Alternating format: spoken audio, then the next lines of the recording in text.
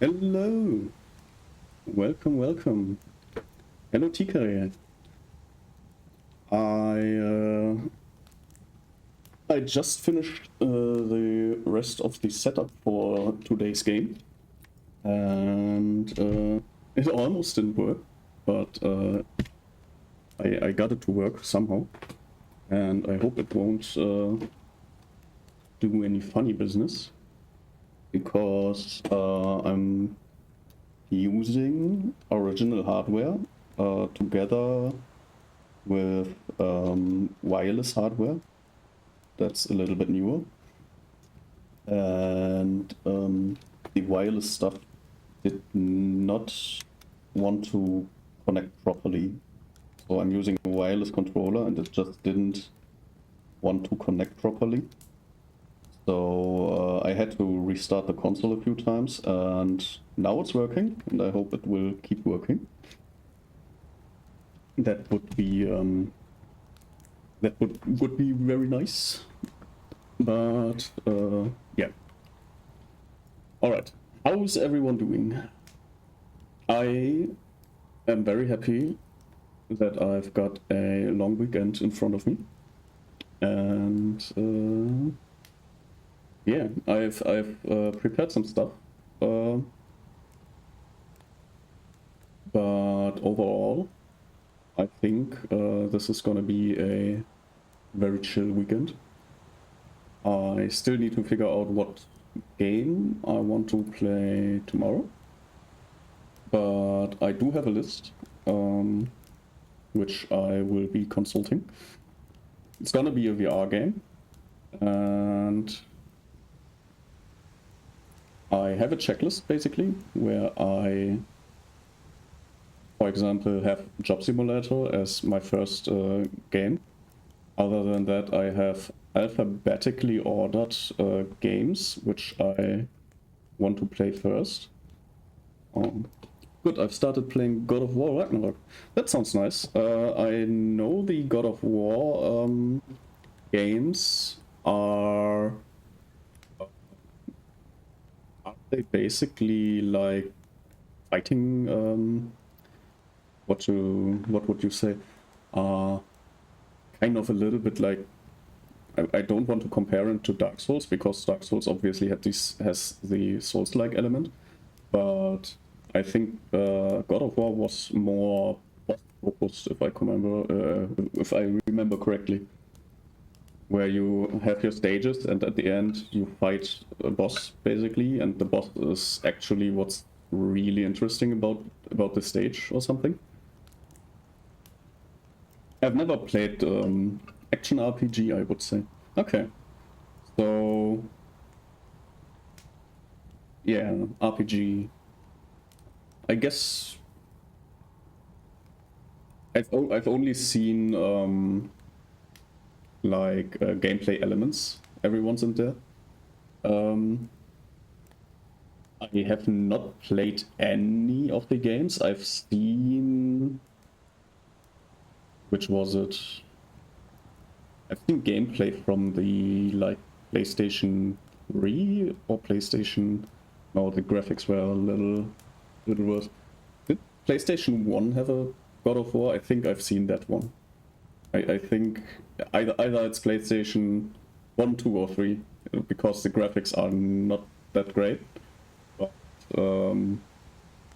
it's like a scene where Kratos climbs up some wall with his twin blades and attacks like a really big god. The old ones were not RPG, but the two newest has RPG elements. Okay, so it's more like a hack and slay that got RPG elements, I would assume, from what I've seen. Like a third person, similar to what was it called? Not Demon Slayer, Devil May Cry. Like Devil May Cry and Bayonetta have the hack and slay, where you just go third person and hack and slay away, which is why they are called hack and slays, I guess. because that's what basically what I saw from the gameplay that I've seen up until now. I do think I will pick up God of War sometime, but it's not gonna be very soon because I have quite the backlog of stuff that I want to play first, especially stuff on stream. I have a massive library that I am going to go through. Like in terms of content, I have so much to play. And if I play every game that I'm gonna start on stream, if I play through it, and let's say the average will be 3 sessions, then I've got about 3,000 sessions that I'm gonna play before reaching the end of my library. So that's gonna take a while. That's about, if I really can be consistent with the with my plan, then it's gonna be 1,000 weeks before I reach the end. So either the time I play the games is getting faster over time, or if everything works well and everything goes a really good way and I can do this full time, then we might be going through my games before, like every year has like 52 weeks, right? And let's imagine, obviously I will have some days where I will not stream. Having too many games to play is a good problem to have. Oh, absolutely, that's a first world problem to have. It's not really a problem, to be honest. It's a blessing. But yeah, if I actually play, like, let's say sometimes days are gonna, I will have to cancel some streams sometime. I already have some streams that I will need to cancel next month because obviously I have another few friend groups that I want to hang out with from time to time, and they usually only have the weekends. So I'm gonna hang out with some friends on weekends sometimes, which means I will only have the Monday to play. But let's say I have 50 weeks where I will be going through 3 sessions. So it will be 50 weeks a year for about 1,000 sessions, basically. Like if I need 3 sessions per game, that's 1 game per week, and I have 50 weeks in a year, and I have 1,000 games, which means 50 games per year, which means 20 years, I guess.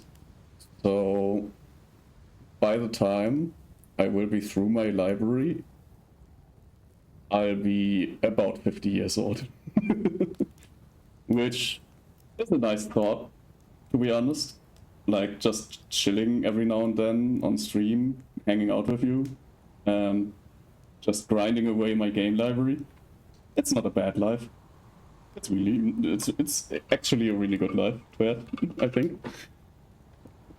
And yeah, I think the problem of running out of content will not occur for me. That's not a problem that's gonna occur, I think. Especially because I already established that I'm gonna do Verity streaming. So I won't be like what do we call it? I won't be cornering myself, basically. I won't drive myself into a corner with anything, except if I start to like, I don't know. I really like Warframe, for example, and if I started to play Warframe every day, and I will accidentally establish myself as a Warframe guy. I hope that doesn't happen at all, because I really like my variety and to play whatever I want to play. Good way to not get bored playing them. Yeah. Just variety in general, having different stuff to play. For example, I've played the games I don't really want to touch again are the games that I've sunken thousands of hours into, except the only exception is Warframe for me, because Warframe has a very different approach to how you can spend your 1,000 hours in Warframe. But for example, Counter-Strike, I will never ever play Counter-Strike again, I think. Like, if it's not for a troll game or something, I will not play Counter-Strike ever again, I think. It's, and League of Legends, Valorant, I've played so much League of Legends. I've started playing League of Legends when supporters didn't have really actual items. Supports always, back when I started, supports always had 2 items that they had to buy, which were gold items. They got gold from them. And they were always 2 levels behind, basically. And they just took up, they basically took up space all the time. Like, they weren't really involved in a lot of stuff. You had to be really good, or you would just pull down the team. I need to download Warframe again. I've been playing with breaks since 2013. Yeah, about the same time as I think. I would have to look when I created my account, but the account is so old. I've been in the open beta. I've barely missed the Excalibur Prime, and I got all the other goodies they threw out. Basically, the only thing that really establishes you as a early player is now the Excalibur Prime, because every other exclusive weapon that early players got is now available to everyone. Like, for example, the Breton Prime, not the Prime, the Breton Vandal. Really lucky. Excalibur is my favorite. Yeah, like Excalibur is really a jack of all trades, basically.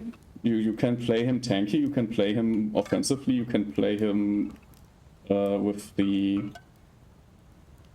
abilities, basically.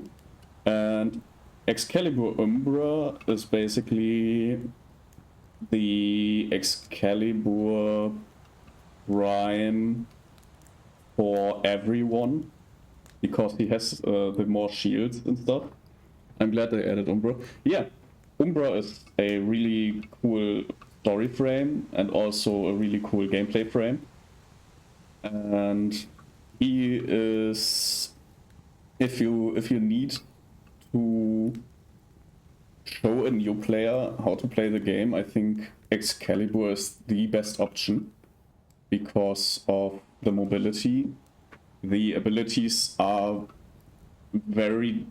they are as offensive as they are defensive, which is really nice to teach the player. Okay, you can do multiple things and you can specialize on multiple things. You can, for example, go up in duration for the defense to set in, like the blinding and the stuns you can do, but you can also go into strength and deal more damage, but you are just not as defensive anymore. Or you can not focus on the abilities and instead go on survivability and add some armor and health so you don't die as quickly. It's really nice. It's like really a jack of all trades that can be used in so many ways. And there are also steel path builds for him, so you can play him up until the very late game. Like, he is very late game viable, which is such a nice thing. Like, you can play the whole game with just Excalibur, and it won't... You will never really have a problem if you know how you want to play and how you can play it like that.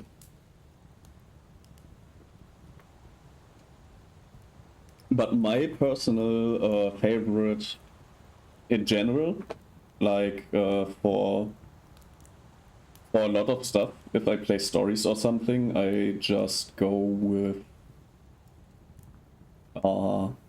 Trinity. Because I really like Trinity from gameplay standpoint.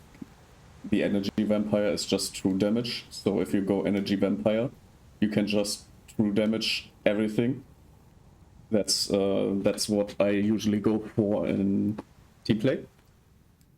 However, I usually, if I play story or something, I go alone, and then I will go with tank Trinity.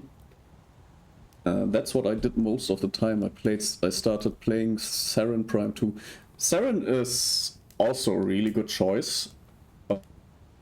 Saren has the problem of, if you don't know the build for defensive, you might die a lot. Like, Saren is the... I need one thing to get Trinity Prime, I think. Absolutely get Trinity Prime. Like, free energy is always such a great thing, especially when you start playing the game. If you have lobbies with players that are not really experienced, just having the extra energy is such a blessing. It's really helpful. And other than that, Saren is... I know that they really strongly nerfed the blue, not the blueprint, the nuke build. That's what I wanted to say. They really nerfed the nuke build, and since then she is just really good DPS, but that's basically it. She's doing great DPS for lots of enemies, like if they crowd. So you can use her as a crowd DPS. But other than that, she's fallen off quite a lot. And especially with all the newer frames, like there are so many frames that I have no idea what they are doing. I think the last I actually got to know was I think it was Thivagoth. I think Thivagoth was the last frame I've actively been playing the story of and actively got them. And Thivagoth really didn't feel like a good warframe to me, because you build an arena with him, and then in this arena you do lots of damage, but other than in that arena you just basically don't do anything. Same, I take long breaks and always come back not knowing anything again. Yeah, well, the stuff that you always can do, like, they don't usually change too much of the core gameplay, but there will be, if you want to enjoy content that wasn't there before, you will have to do content that you might not want to do, just so you can play more content. Like, I don't really appreciate that you have to go through Deimos the infected open world. I don't really like that you have to do all that stuff on Deimos to advance stuff. And they did add the new roguelike mode, which I played with Frozen, I think. And I hate roguelikes. That roguelike was okay because if you have a frame set up already, you can use that frame setup in the roguelike. So it's not like you need to start from zero every time. But if you get weapons that you don't have in your arsenal and you have to play with them, it's getting ugly really fast. Like I was able with Frozen to play to, I think wave 16 was it? It's like everything already one-shots you at like 12 and we went to 16 and you have to do that twice. Like I think you have to get 2 times 16 to do the weekly stuff. You don't need to do it in the 16. You can also go like 4 times 8 or 8 times 4. I think that works too. But we just decided, okay, let's just get to whatever is the highest we can get to, and that was 16. So 2 times 16 is basically your weekly. And it takes like 2 hours, 3 hours to reach, depending on how fast you can gather stuff in one of the levels. But yeah, like 6 hours for a weekly, where you basically have to get lucky if you want to actually reach level 16. Because sometimes you just get dealt some really stupid stuff. And you can basically... The best option is to just leave when you get dealt such a bad deck, basically. If you get such a bad loadout that you can just say, alright, we're gonna do 2 and then leave. So yeah, I'm not a fan of roguelikes. I think that if you want to have something like generated levels, that's fine. That's how Warframe started out. But I do want to decide what equipment I use. So basically, I'm okay with roguelike in general. I just hate when the way I have to play is dictated by randomness. I really hate that in games. It's like I have to be good at everything, and I don't want to be good at everything.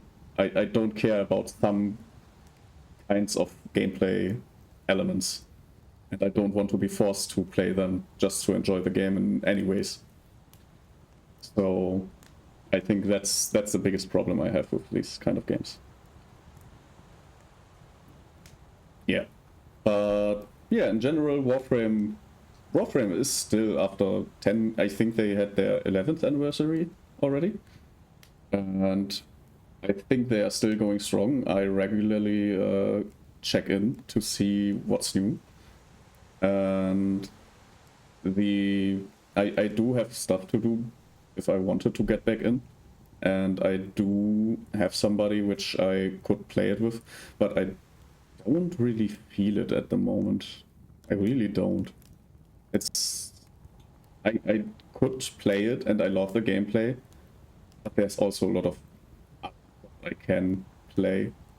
So yeah, maybe someday I get back. I'll probably get back sometime, just not now. All right. I did want to talk about some other stuff. I made a little list of stuff I had in mind. one thing, for example, I will download it and see what's new. Yeah, absolutely. I can't remember what's actually the newest implementation.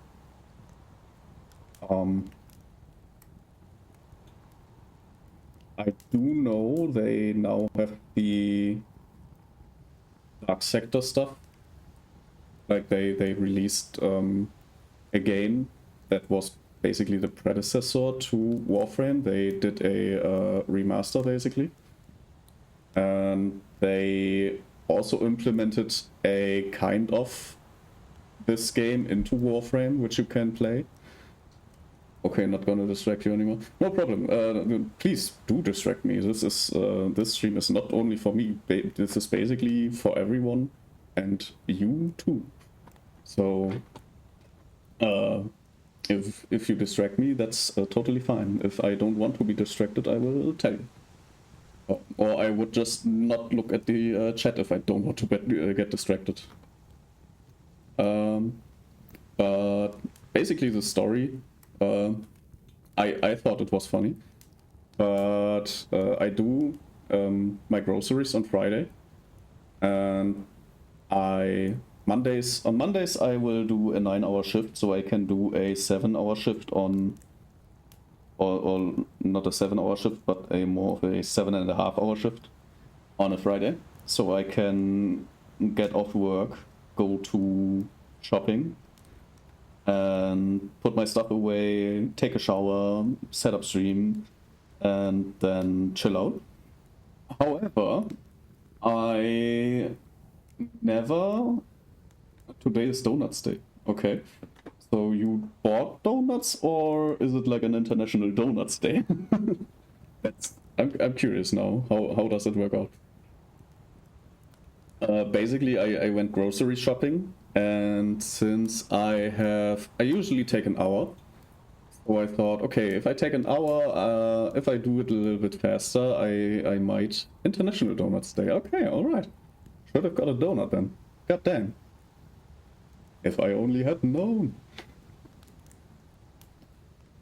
But yeah, I go grocery shopping, and I think to myself, okay, I did plan enough time, but you know, stuff happens, so maybe I should hurry up a little with the shopping.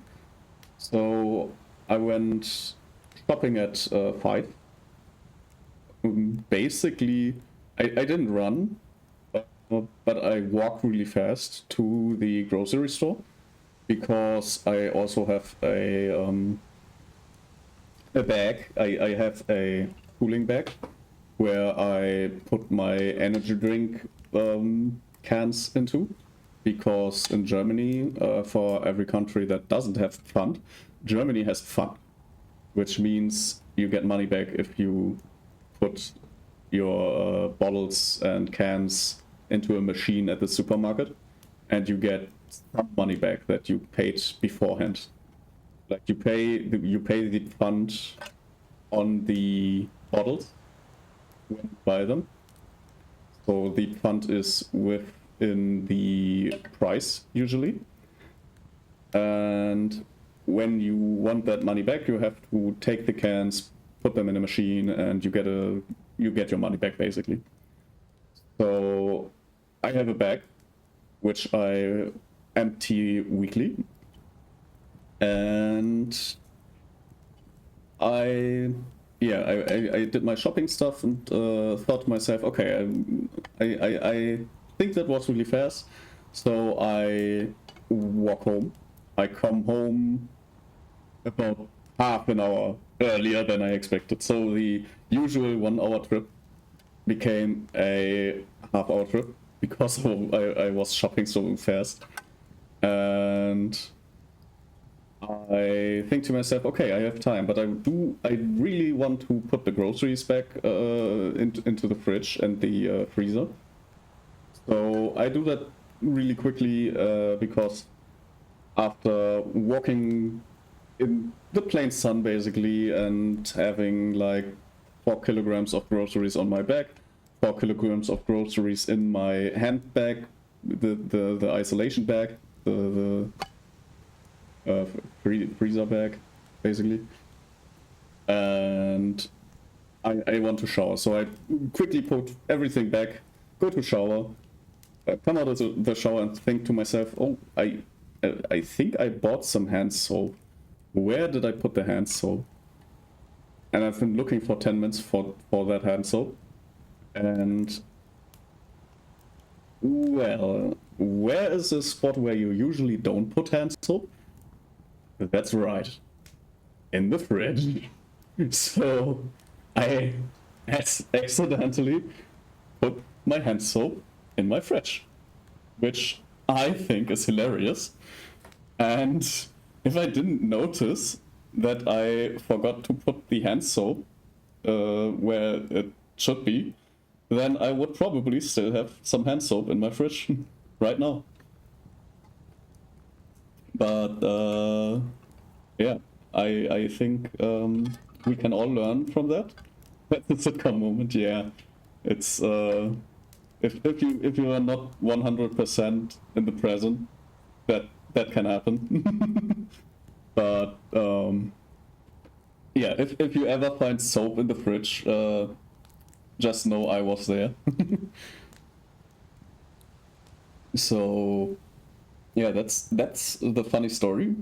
Then I did want to talk a little bit about VTube Studio, because Tikari, you might know this, the Bean Boy, and my current setup for basically everything is I have a gaming PC and a Linux machine, and the stream is going from my Linux machine. So what you are seeing, what is streaming right now, is the Linux machine streaming the content.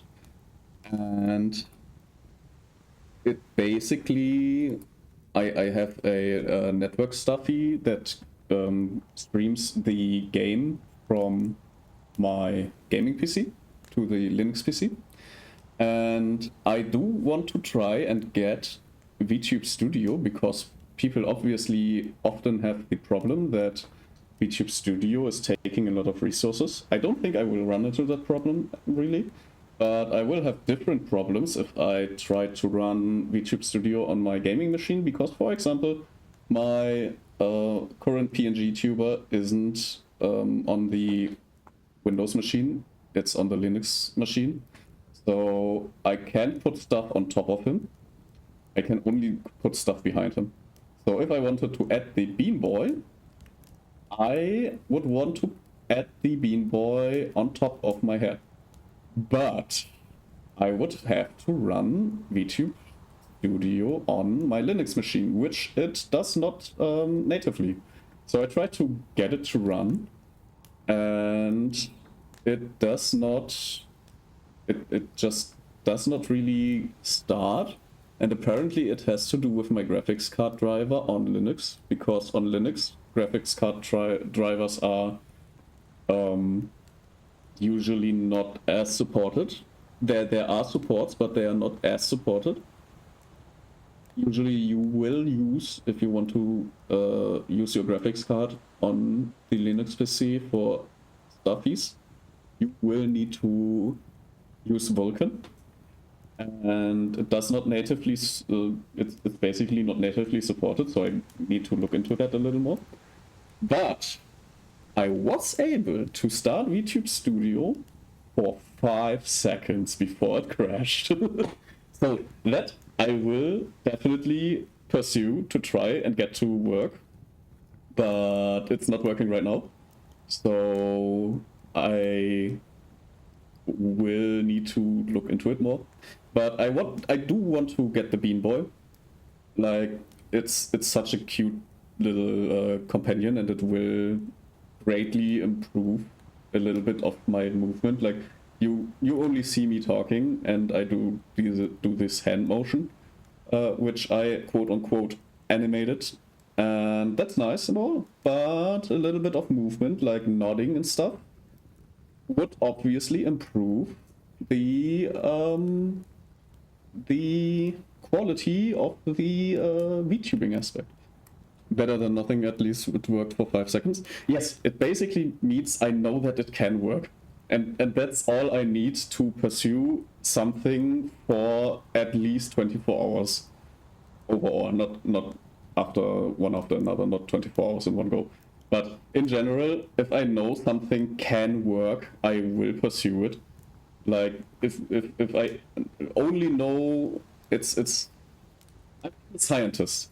If I've seen something potentially working, which could be a really good benefit for anything, I have this intrinsic feeling of duty that I have to pursue it.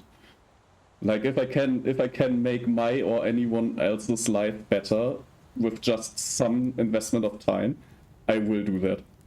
I do not think that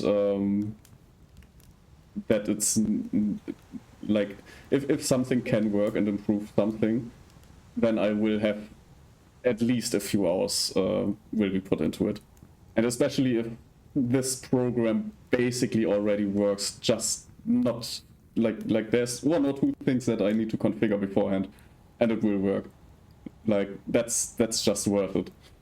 So I'm sure you will figure it out. I'm also sure, especially because ChatGPT will probably already have a solution that I just need to follow. And usually it's just I copy and paste some logs into ChatGPT and will get some bash scripts out of it, and it usually works. It's so nice to have ChatGPT around for stuff like that. Like usually if it was 5 years ago, I would probably need at least 3 weeks to figure out a single thing. Like, leave alone knowing that Vulkan is basically everything graphics card related on Linux. That alone would probably take me 1 week to figure out. But with ChatGPT, it's like, hey, I have this and this problem, and ChatGPT basically already knows. It doesn't actually need to go into the internet and check stuff out. It just knows these things, and that's so great because stuff just works. I would probably never use Linux the way I do it now if it wasn't for ChatGPT. But yeah, I think maybe since I have a long weekend, I might figure it out over the weekend. And Thora did offer to ask, what was her name? Let me quickly check. I did put my Bean Boy somewhere here, I think. Or did I accidentally put him here? I accidentally put him here. Come over here, little rascal. Naichi and Alexion. So, if for anyone watching the VOD or lurking right now, if you want the Bean Boy, which is only 70 euros, like that's a steal, you just need to credit the creators, Naichi and Alexion. And you get a pretty customizable little fur ball that is absolutely awesome and cute. The only thing you need to know is you will need to pay via credit card. And Sarah did offer to talk to both of them if they would take PayPal. And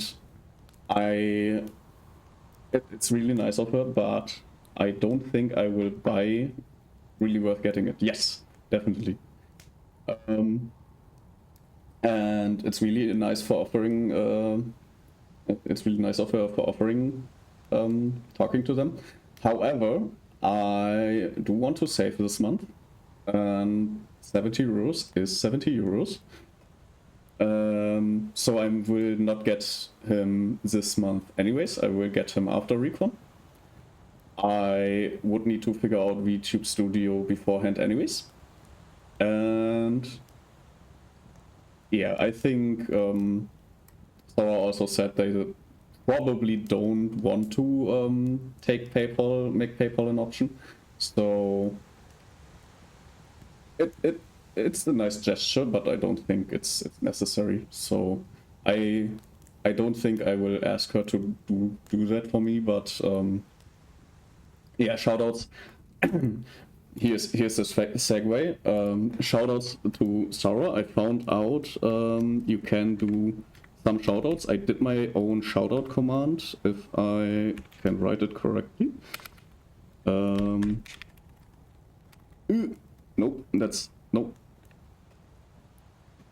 Let me just copy that. My keyboard is so broken. Right.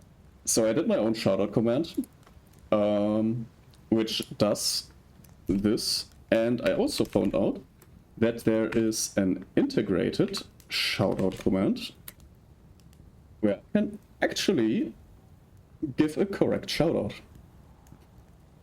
So I have both of them now. And yeah, do check out Sora. I think only Tikare is here and he already knows Sora, but if you're in my WOD, go watch Sora. She's awesome. And that is the stuff I have for today.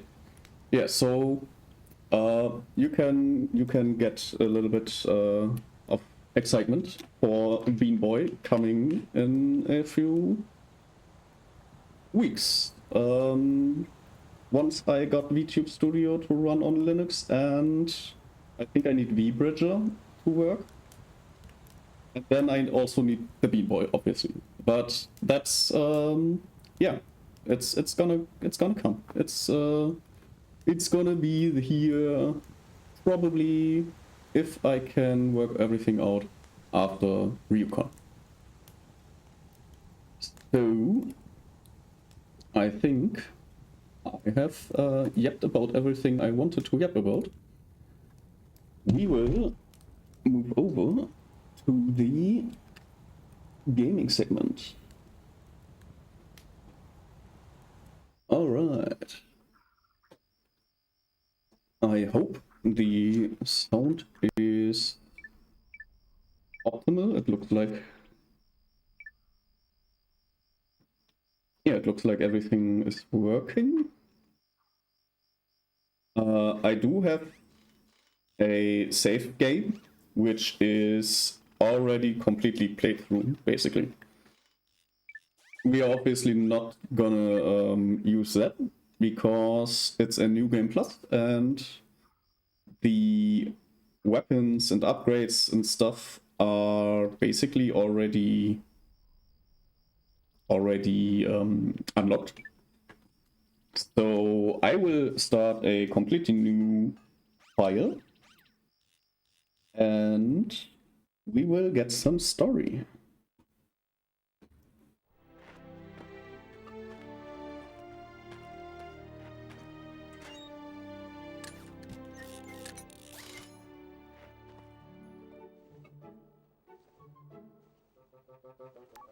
Final step, attach robotic ignition system. Thank you for using help desk technology.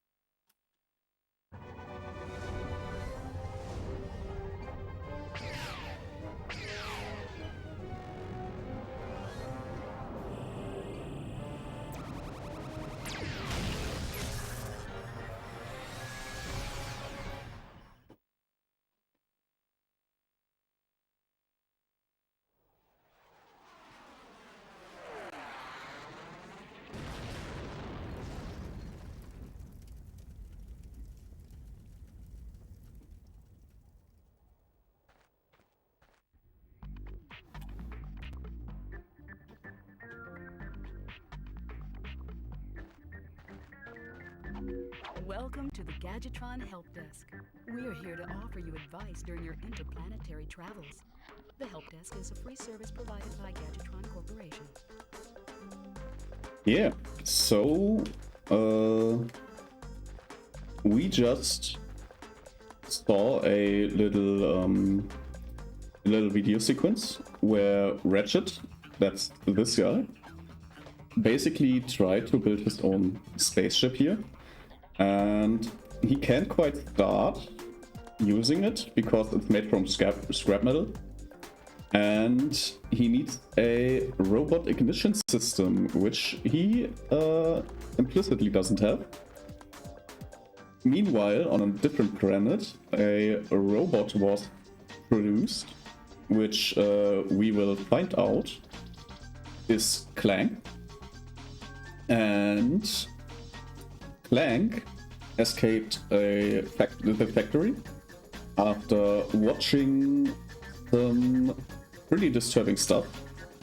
So he fled using a spaceship, got shut down, and is now stranded on Ratchet's planet right around the corner.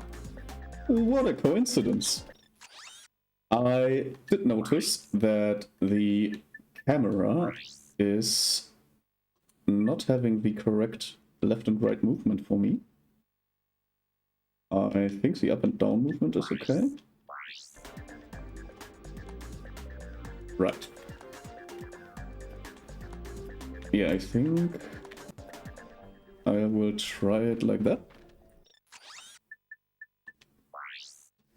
I will activate subtitles, and I will try not to talk over any in-game happenings. But okay, I just noticed that if I don't reverse the camera movement, I will have problems, probably. Alright. So I think this is the way I want to control the camera. It feels most natural like this. Yeah. But I will try not to talk into any game audio if possible, and I try not to talk over any cutscenes. It might not 100% work because I can get distracted and start talking, and I forget that I try to not do that. So I hope that's okay. Bear with me on that. So yeah, but we are Ratchet, we are a Lombax, we live on this planet that has some pretty nasty frogs that will try to eat us. So we will whack them with my Omni Wrench. That thing is called the Omni Wrench, and it's basically our melee attack. And we can break these boxes, which have so-called holes in them. That's okay? Yeah, I hope that's okay. I do try to stick to what I say. So I hope the only one really disappointed in me will be me when it does happen. So thanks for bearing with me on that. But yeah, this is the core gameplay basically. We can just walk around. Back in the day, You can interrupt help desk messages by pressing the triangle button. To disable help desk messages, please select options from your pause menu. yeah, so they are telling us we can skip these messages, but I don't want to. I think I want to keep all of them, if possible, in the playthrough. Because they can be helpful, they can give interesting side facts sometimes. And they also can be very funny. So I will try not to accidentally skip them. However, if we want to change our weapon, we have two options for that. Right now we are in melee mode. We can press the circle button to equip our currently, I think, only weapon, which is the bomb hand shoe, or bomb glove. not Handschuh, Handschuh is the German word, if you translate it one-to-one, the bomb glove, which will, we have these little, not quite a reticle, but over there you kind of can see this little circle, which is where the bomb will land. And the bomb will do some AoE damage. The reach is very short, so we usually use it as some kind of impact grenade that just explodes on impact. And we usually will not need it because if you look at that, we do have some auto aim, which is nice, but usually the reach of this bomb glove, which is not very far, about half of the reach of that glove is also the reach of our wrench if we throw it. And most of the time we don't need to use the bomb glove. And the ammunition... That's nanotech. Whenever you sustain injury, let Gadgetron's patented nanotech system rebuild your body from the inside out. Yes, this is health. I'll explain it shortly. But the bomb glove has expensive ammunition, and we don't want to waste that because money in this game, the bolts are not that... there are methods to farm them, but you will usually have a limited amount of bolts if you don't want to farm them. So we have to be a little bit conservative with using them. So ammunition should not be wasted. This is our health. We can look at our health by pressing in the left joystick, which would be L3. If you look in any manual, we can also see our bolt count on the top right. And we have 4 of these little pearls, basically. And each pearl is exactly 1 hit. And once we reach 0, so we can get hit 3 times. And the 4th hit is gonna be our last one. We die from the 4th hit. So we can be hit 3 times, but everything does exactly one hit, basically. So yeah, whatever you do, don't get hit more than 3 times, and you are good. We can also accidentally fall down like a ravine or something. This will instantly kill us and reset us to the last autosave point. So we should try to avoid that. But usually it's not a problem. It's very rare that you have any platforming where it gets actually dangerous to fall down somewhere.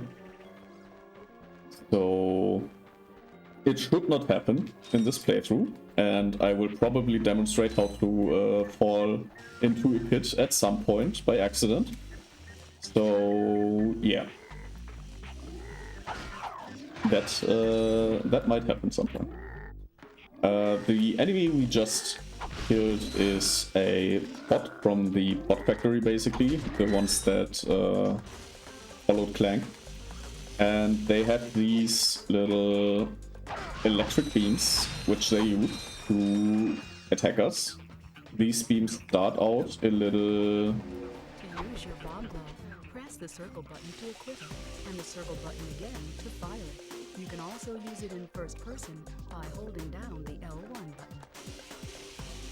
Yeah, so these beams have a certain reach, and this is actually a good point to use the bomb block, which the game has told us to use here, because these enemies do only take 1 hit, but there are 3 of them, and they don't hurt themselves, so we just bomb them.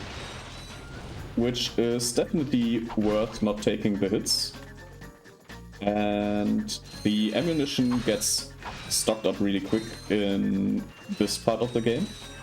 So for the bomb glove, I don't think we will have a problem with the ammo in this level. But it's still a good idea to be a little bit careful about the ammo usage. I also know that we will not come back to this planet anytime soon once we divide the cutscene over there. So I will try to get everything I can here. And we will enter the cutscene now.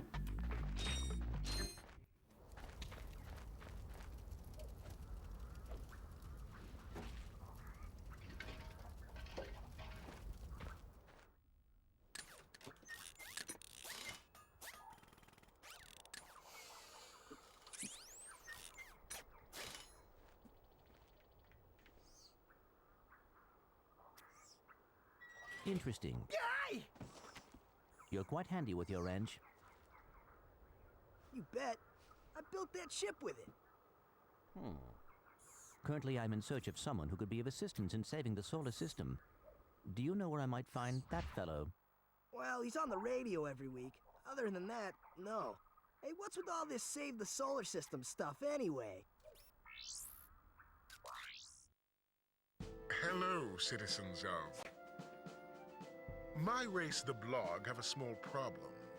Our planet has become so polluted, overpopulated, and poisonous that we are no longer able to dwell here.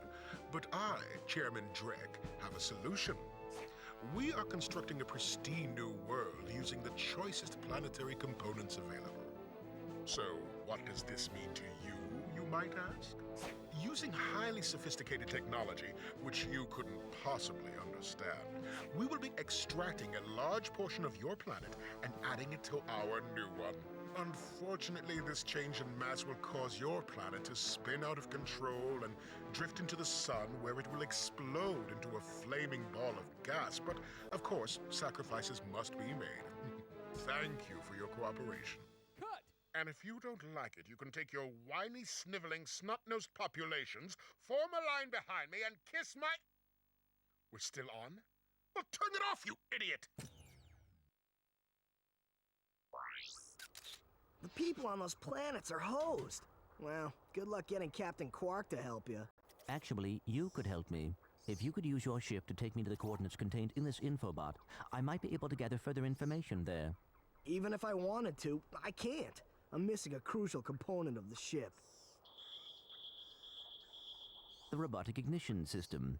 How did you know that? I so happen to be equipped with the latest in robotic ignition systems. My programming allows me to start any ship I choose. So, I agree to take you to this wherever it is, and you get my ship started for me? That is what I'm proposing.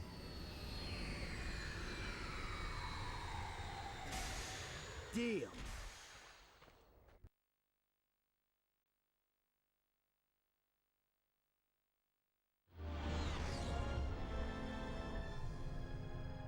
This could be a problem.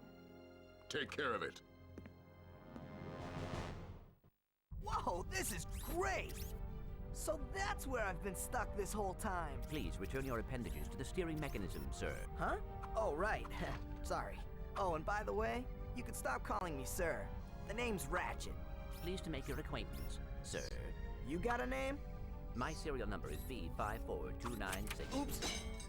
I'll just call you Clank for short. Hang on.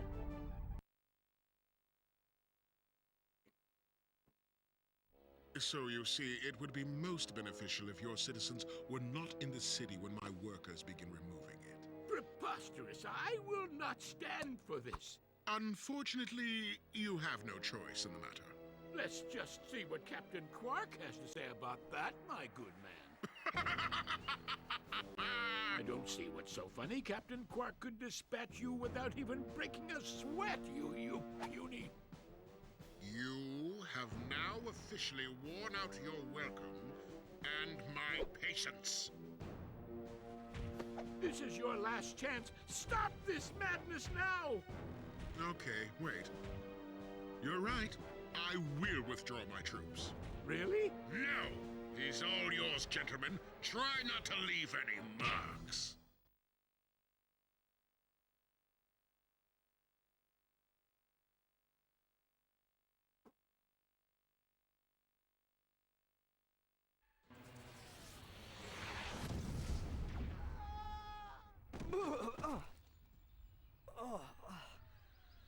Clank? Where are you? Oh, sorry about that. Well, we're not leaving the way we came in. Perhaps we could procure a ship from one of the inhabitants. If there are any left.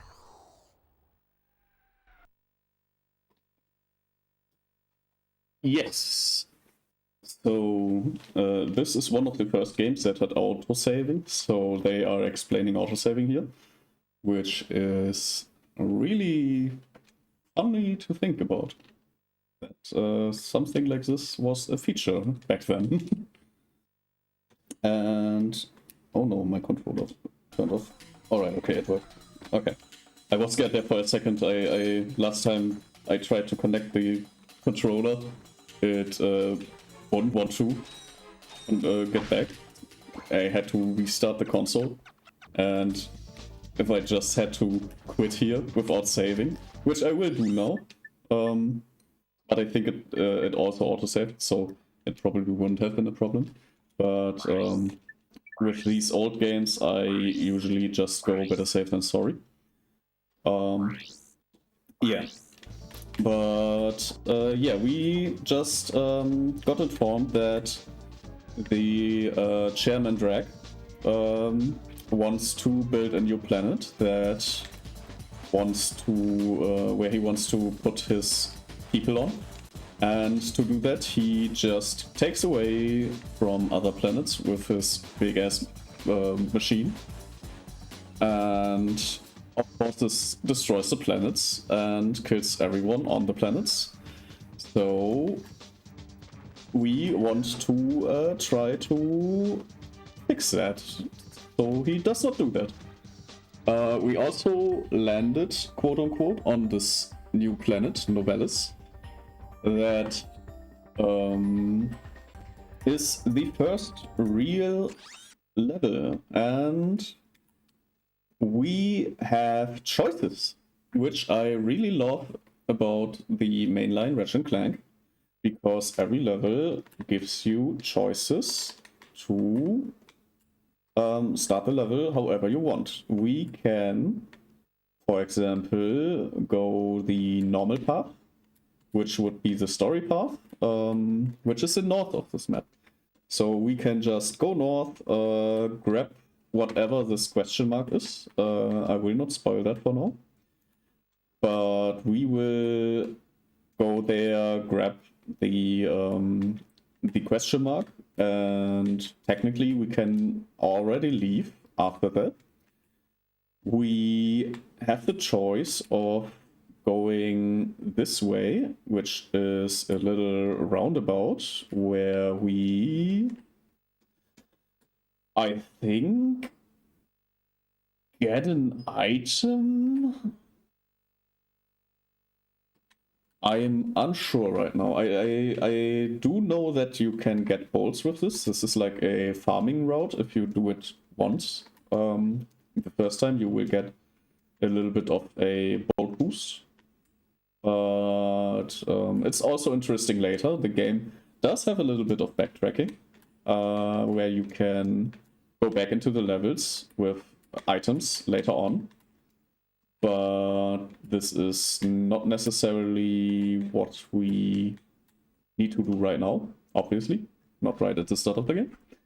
Or we have this second question mark, which also actually kind of advances the story, but is not necessary up until later. So I'm not sure if you at all need to do this to progress in the game overall. If I remember correctly, it's just a side thing to do. So, but I do want to do everything. I accidentally played the video sequence again. But obviously I want to do most of this stuff the games offer. Hi there, Fuzzball. And this is... That's a real beauty. It is. Yeah. So this is the weapons merchant. He will provide us with ammunition and new weapons. I do not like the Pyrocyder. It's not a weapon I will buy in this playthrough. But... Let's go, buddy. I ain't got all day. Yeah, me too. Yeah, and whenever we see this thing, we will check it out, because there can, even if you just play a level and get something in the level, sometimes the offers change and you will get a new weapon from him. So we will check him out regularly. This is a staple mechanic of Ratchet Clank. It's a bolt switch. And what we do is we activate melee attack. And we will then walk in a circle to put the bolt in, and it will activate stuff for us. And these kind of doors will... I think even in the latest game they're still around. They don't go away. This is basically how in this world, in this universe, in this galaxy, people open doors. They use a wrench and put a bolt in the floor. That's how you enter your home. So these are new enemies. They are equipped with a cannon, which we need to avoid, and I think we can just jump over them. They shoot into the floor and deal a little bit of AoE damage, which is still exactly 1, so 1 will take 1 of our pearls, which means we just have to evade them. They don't really aim, they just fire into a direction, so we can pretty easily outmaneuver them once they start shooting. And with that, they are gone. We also don't have any space for more ammo for the bomb block. So we are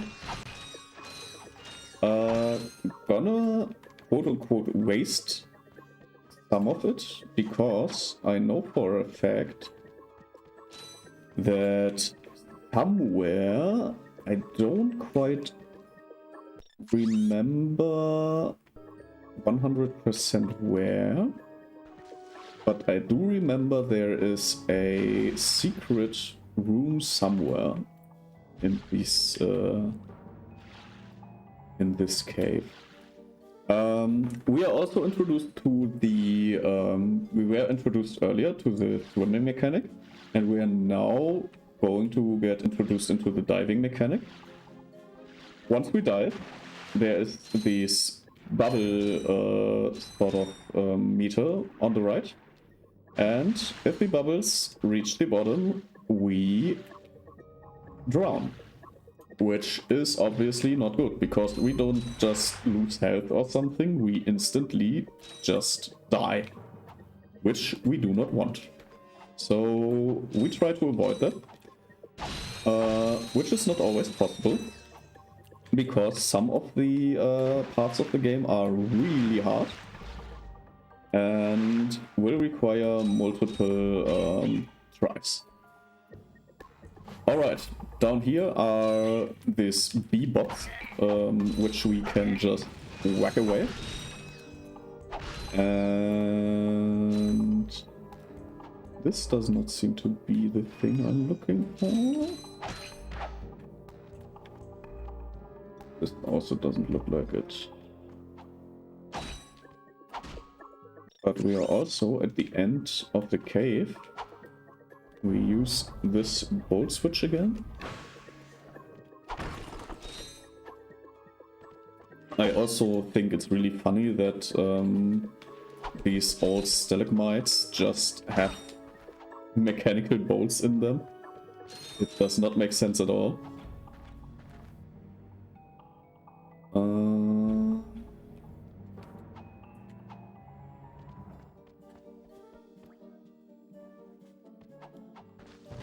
I will throw some bombs into these walls. Here, right here. Okay, you can see this crack in the wall. And I've been looking for that because I know that it's here. But I swear, if you don't know that it's here, then you will never find it. You can find it if you have a really keen eye.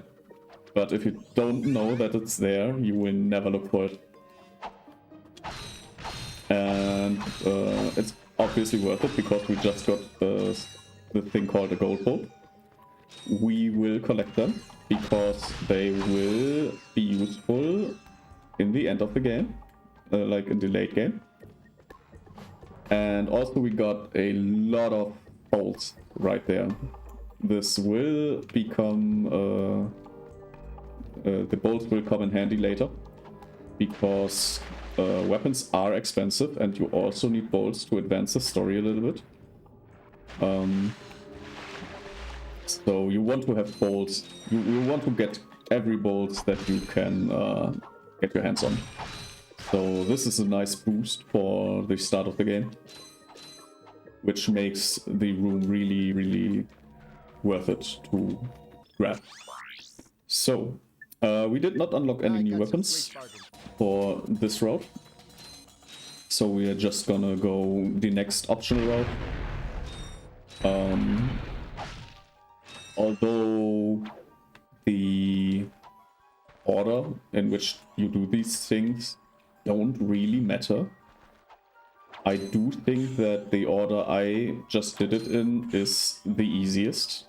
Because this is a jump and run segment, and as you just saw, I have forgotten how to play this game and fell into the river and got sent back to the start.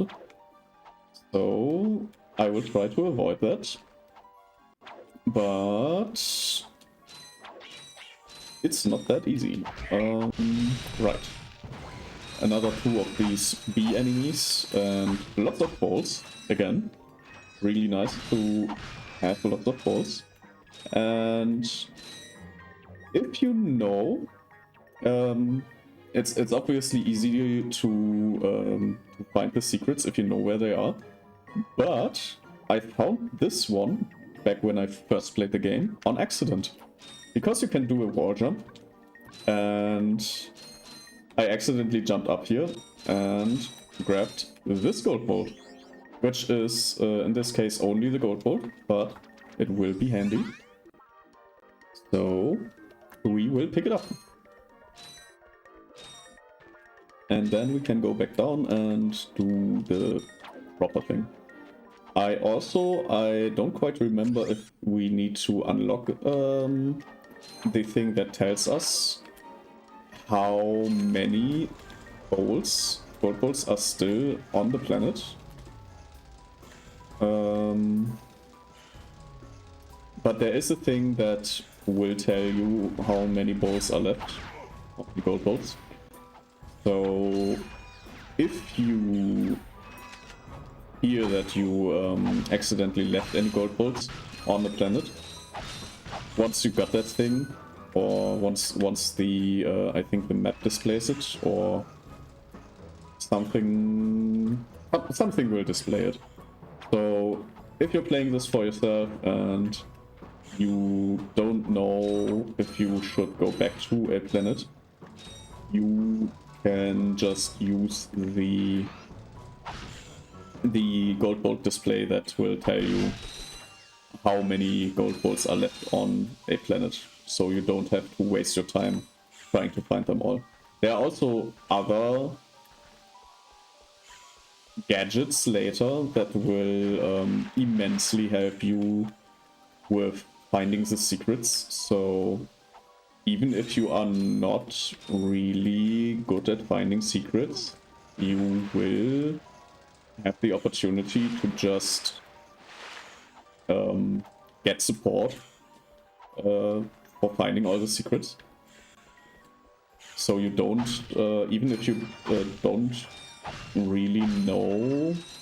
So some secrets will be puzzles which you need to figure out, but you will be shown where those secrets are, and the only thing you will have to do is find out how to solve the riddles that are connected with the secrets.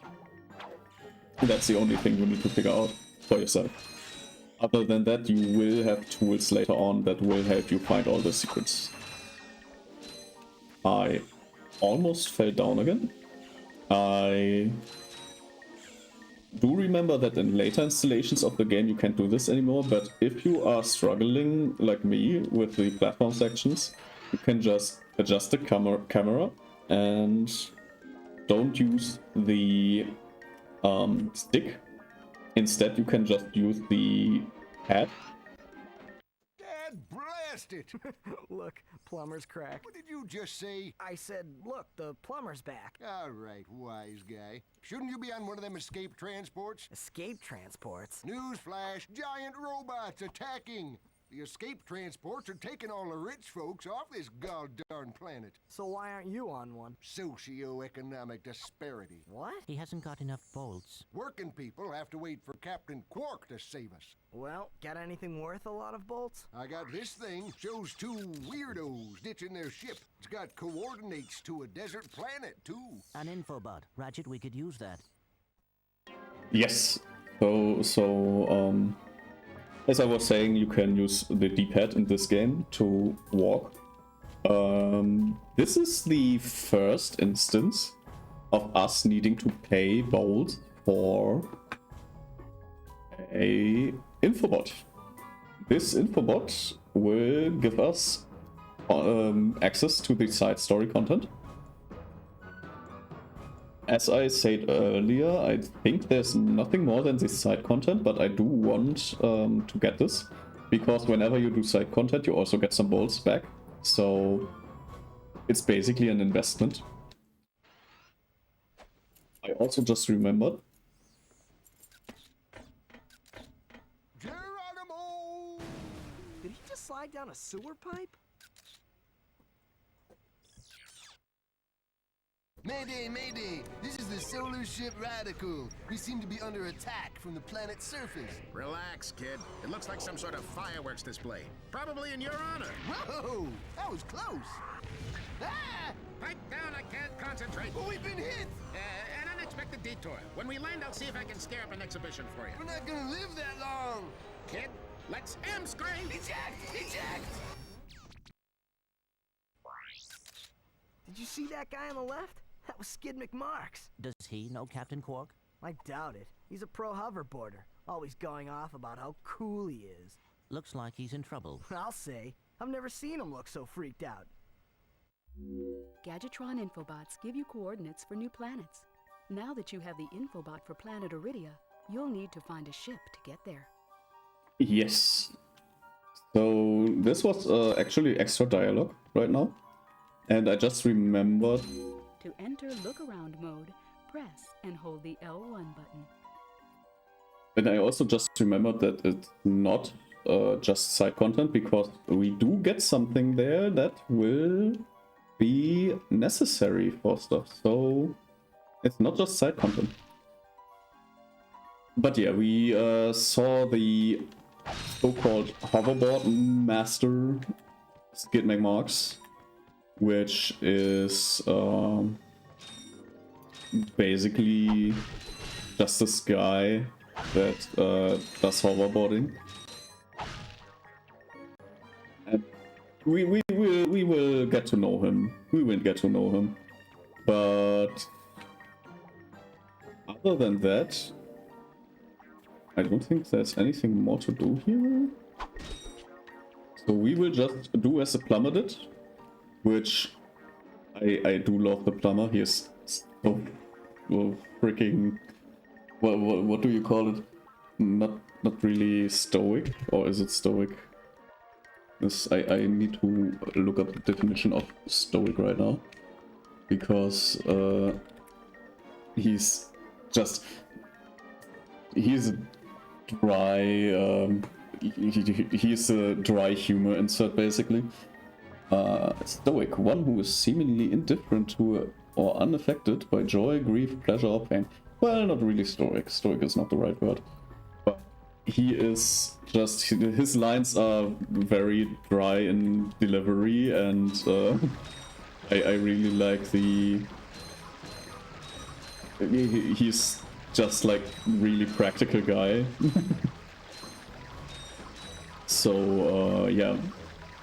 And he will be a reoccurring character. And he's great. He's just so funny. But that was this part. And now we are going to do the last thing, because obviously we still don't have a ship. And we need a ship to get off of this planet. So we will be looking into getting a ship. Yeah, so this is basically if we could fly, we could get over there and just not go this way. But obviously we can't fly, so we will have to fight through all these enemies that are here, which there are a few of.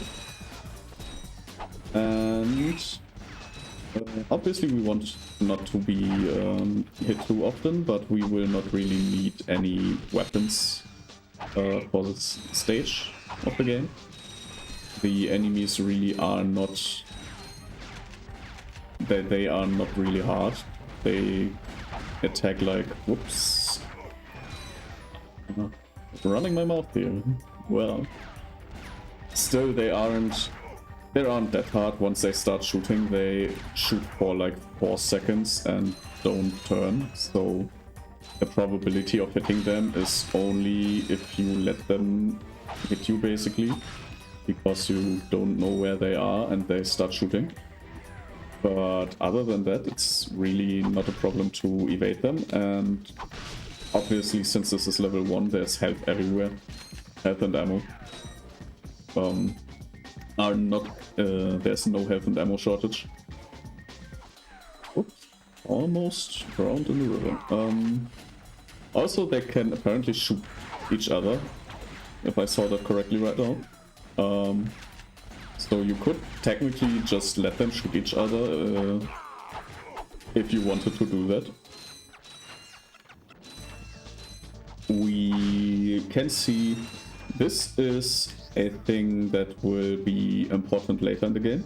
Or not important, but this is a thing that will be doing stuff later in the game. You can completely ignore those. Even if you get the gadget for them, it's really not useful.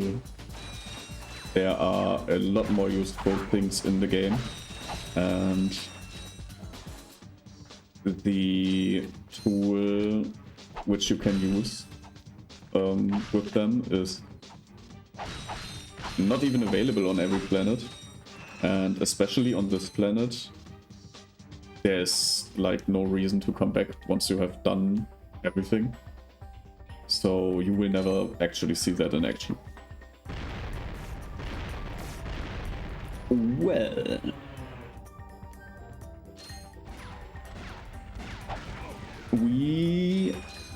I think we can get the stuff that is below the bridge without needing to repeat the whole shenanigans of running the level again. Right. And obviously more bowls, always great. And you might be wondering why the map at certain points is a lot larger than it needs to be, especially when on the PlayStation 2 rendering and stuff is like really expensive. Like all this stuff is obviously nice to look at, but you do want to save on resources with these old console games. And you can usually avoid this. A page from the game design rulebook can avoid using too much resources by, for example, this part. You can explore it, but there's nothing there.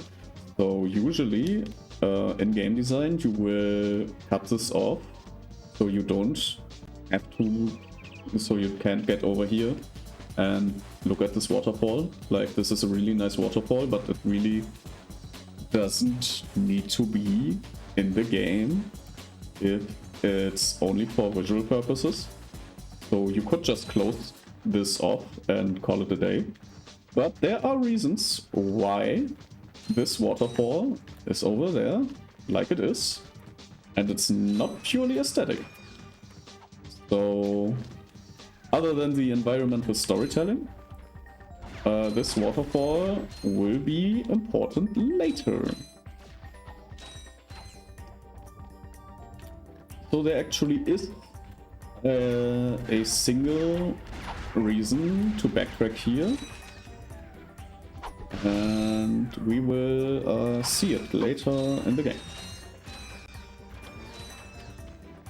I do remember the game really good, but there are nuances that I do not remember, like, for example, the waterfall. So sometimes I will say something that is not 100% right, and I will correct it later on. But it will only be details. So yeah, if I lie to you, I'm sorry. I didn't know either. But we see this is the ship of the president, or whatever the guy was. And he got escorted down here, and we want to talk to him. So first thing we do is obviously loot the immediate vicinity, and then we just whack these robots so we can talk to him.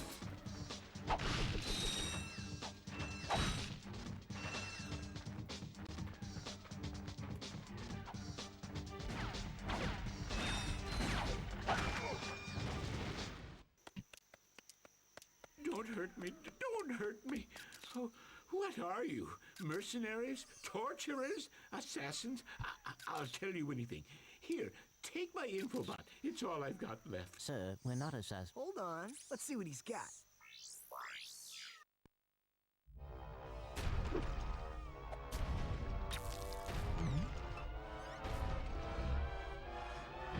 Has this ever happened to you?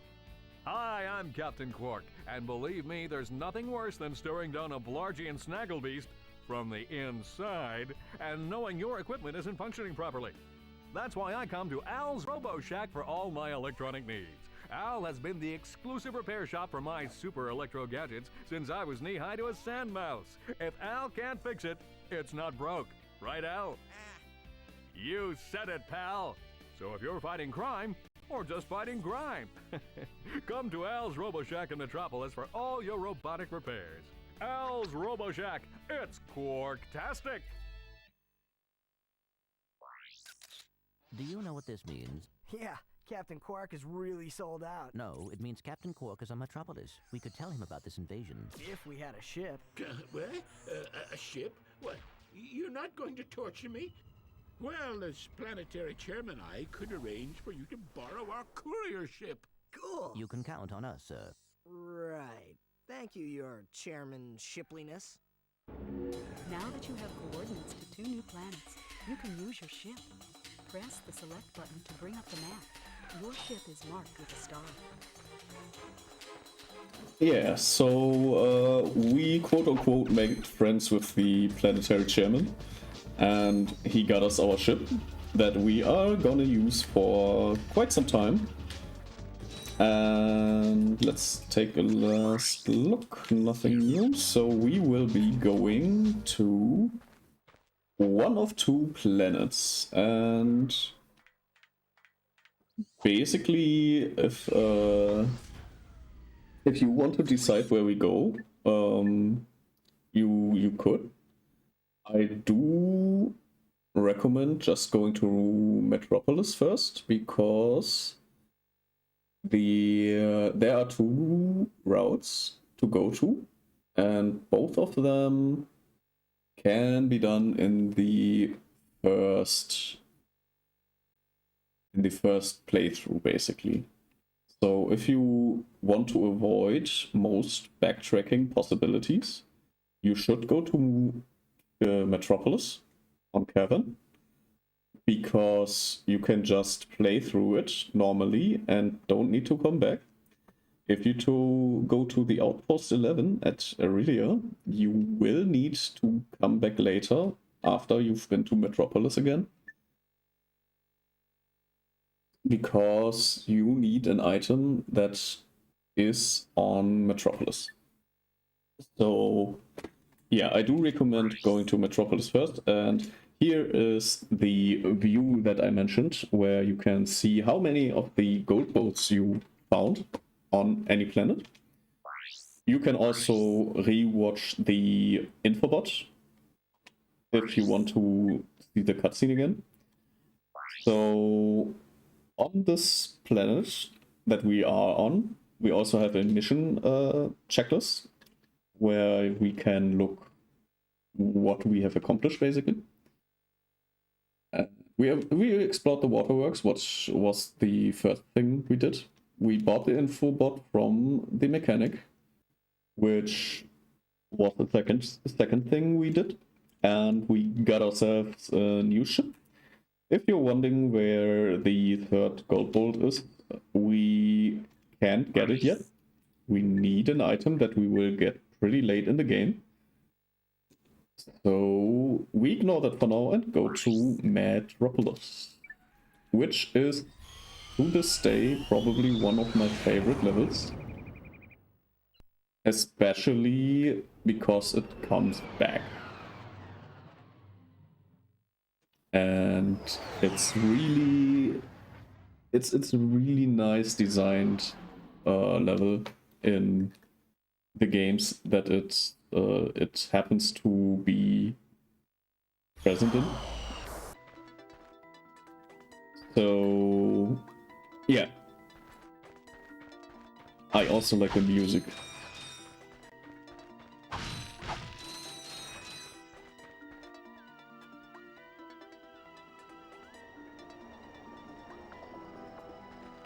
It starts like this mysterious music, and it's just getting into it. Like it has a build-up.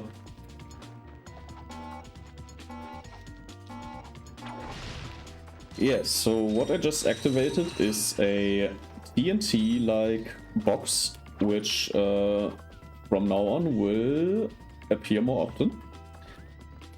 And we will take a look at what gadgets we can get here. This is the blaster. The blaster is a really strong early game weapon and will definitely be of good use up until the end of the game. So I will buy it immediately.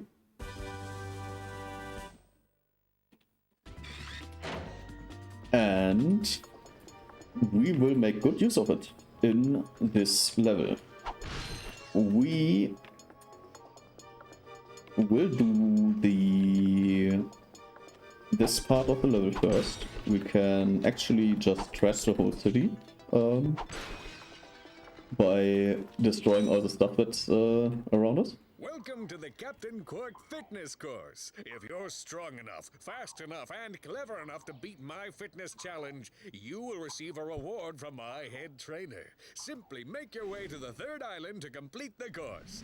Good luck. Quirk Enterprises is not responsible for sprains, broken bones, snapped tendons, bruised egos, or accidental death incurred while taking the challenge. Excuse me, Captain, but we have more pressing issues. We urgently need your assistance. Clank, Yes? do you notice anything unusual about Captain Quark? Well, I find the fact that he has a spring where his leg should be to be quite puzzling. And why do you think that is? Possibly an injury incurred while battling evil? This isn't the real Captain Quark, you numbskull. It's a robot. Oh. Yes. So Clank is a little bit new to the world and did not immediately understand that this is not Captain Quark, which I find extremely funny that this stuff is like from 2001 or something. And basically a lot of the stuff that is happening in this game, like the help desk, that's basically ChatGPT, where Ratchet just builds a ship from basically just prompting a kind of ChatGPT, and Clank being able to recognize a lot of stuff and basically being this artificial intelligence, but not immediately understanding that just because this looks like Quark, that it isn't Captain Quark, is astonishingly accurate for being like 25 years old. So yeah, what do you think? Were the guys at Insomniac just really extremely unappreciated geniuses that knew this all along, or do you think it's just a coincidence? Because I think it's just a coincidence, but goddamn, is it a funny coincidence. We technically can talk to this guy again, but it's just a cutscene again. That's right, fitness fans. Just make it to the third island to claim your reward. And don't forget to tune in this week as I, Captain Quark, appear in person to present the grand prize for the Hoverboard Championship held in Blackwater City. Oh yeah, right. I forgot that you can get actually different dialogue, but you already teased Blackwater City, which is a location we will be getting to. And from the story standpoint, we get to know that he is going to be there. But I didn't know that you can already know this at this point.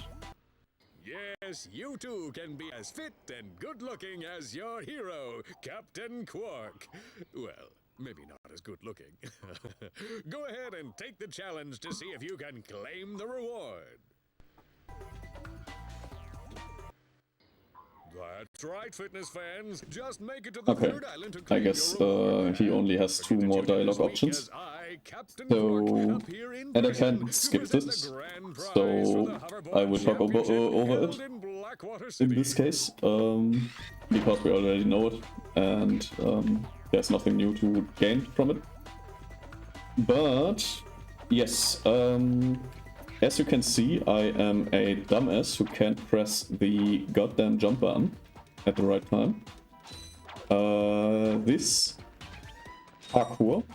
fitness parkour, is way easier if you do it after the other route, because you get an item that will improve your movement drastically. But you can do it like this, and it's very doable.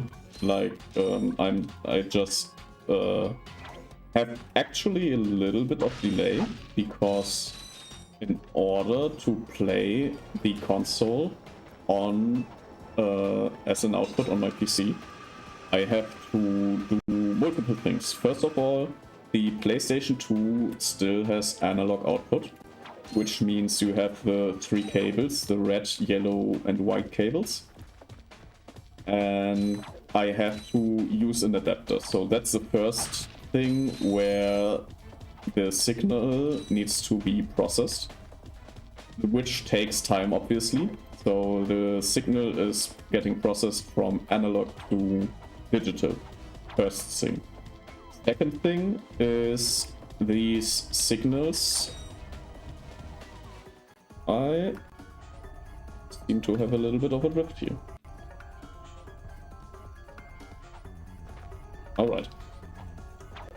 which means there is a little time frame, be it a few microseconds, or milliseconds rather.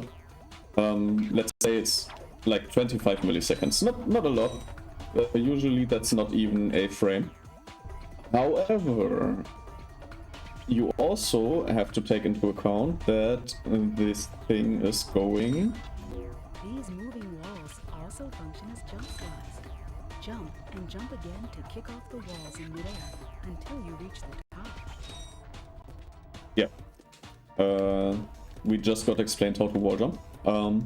But yeah, I also, after translating the analog to digital, I also need to run everything through a capture card, which also needs to take the HDMI signal and translate it into a quote-unquote machine-readable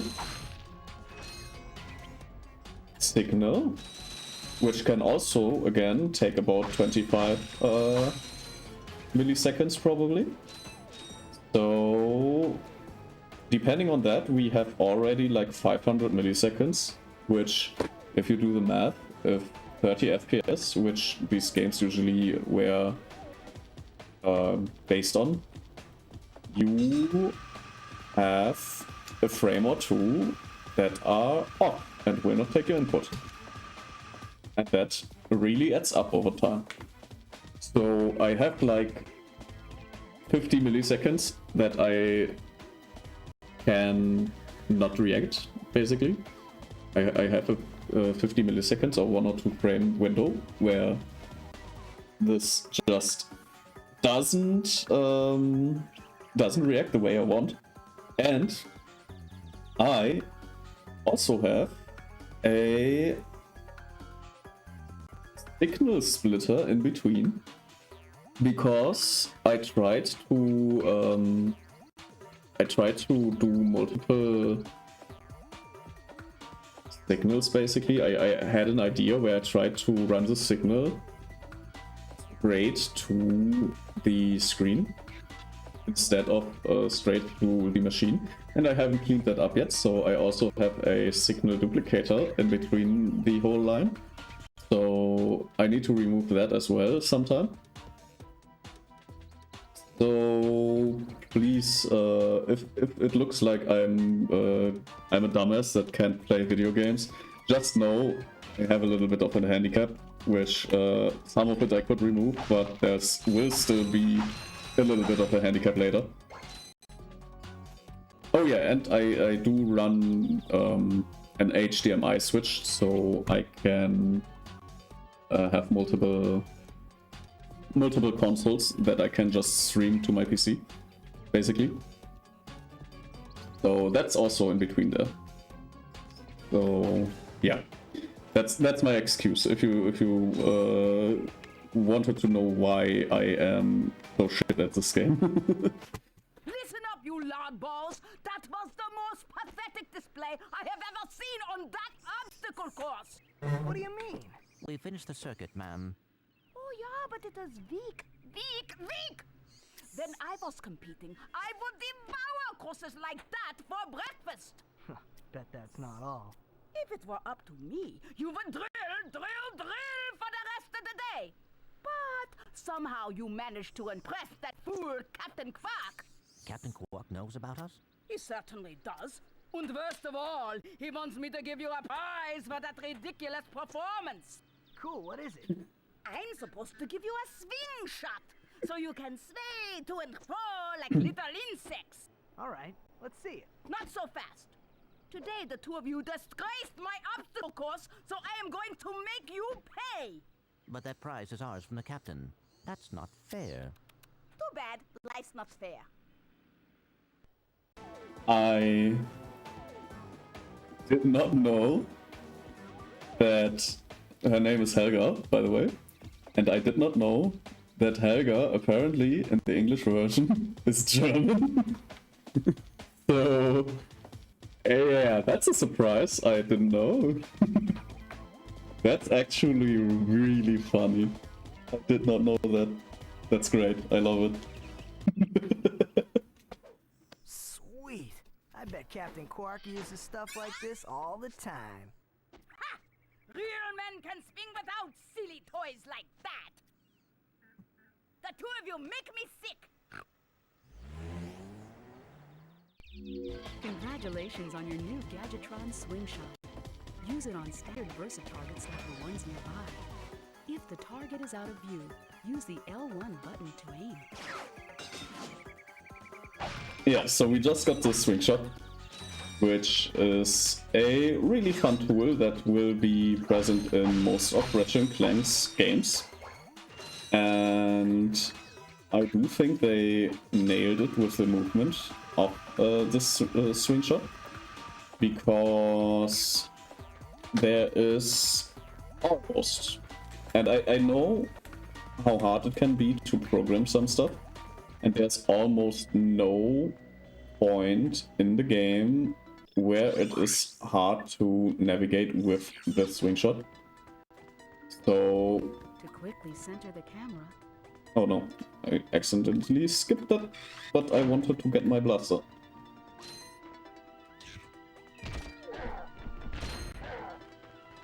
Yeah, so the Swing Shot is a great tool that will reoccur in a lot of the games. And we just defeated 2 new enemies, the dog and the Blarg rocket launcher man.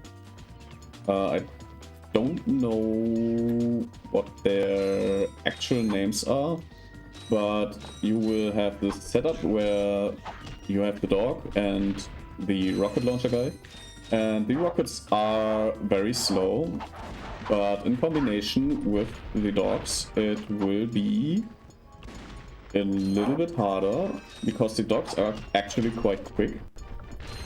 You can accurately aim the blaster if you hold down the L1 button. Yes, so we got explained how to aim.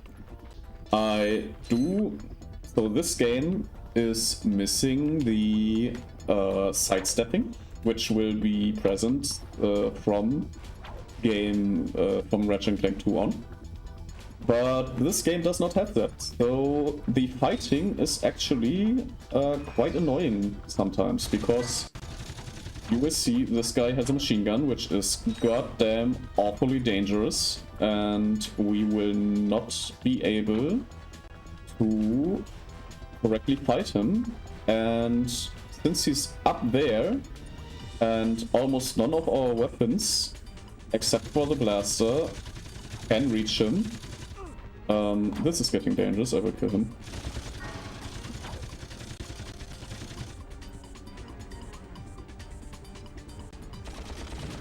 But yeah, you actually kind of need the blaster at this point, because you cannot really aim at him with the bomb glove or the pyrocyder, and you can't really pass him without taking loads of damage if you try to just run like around him. So the blaster is actually kind of a soft requirement if you want to go this route.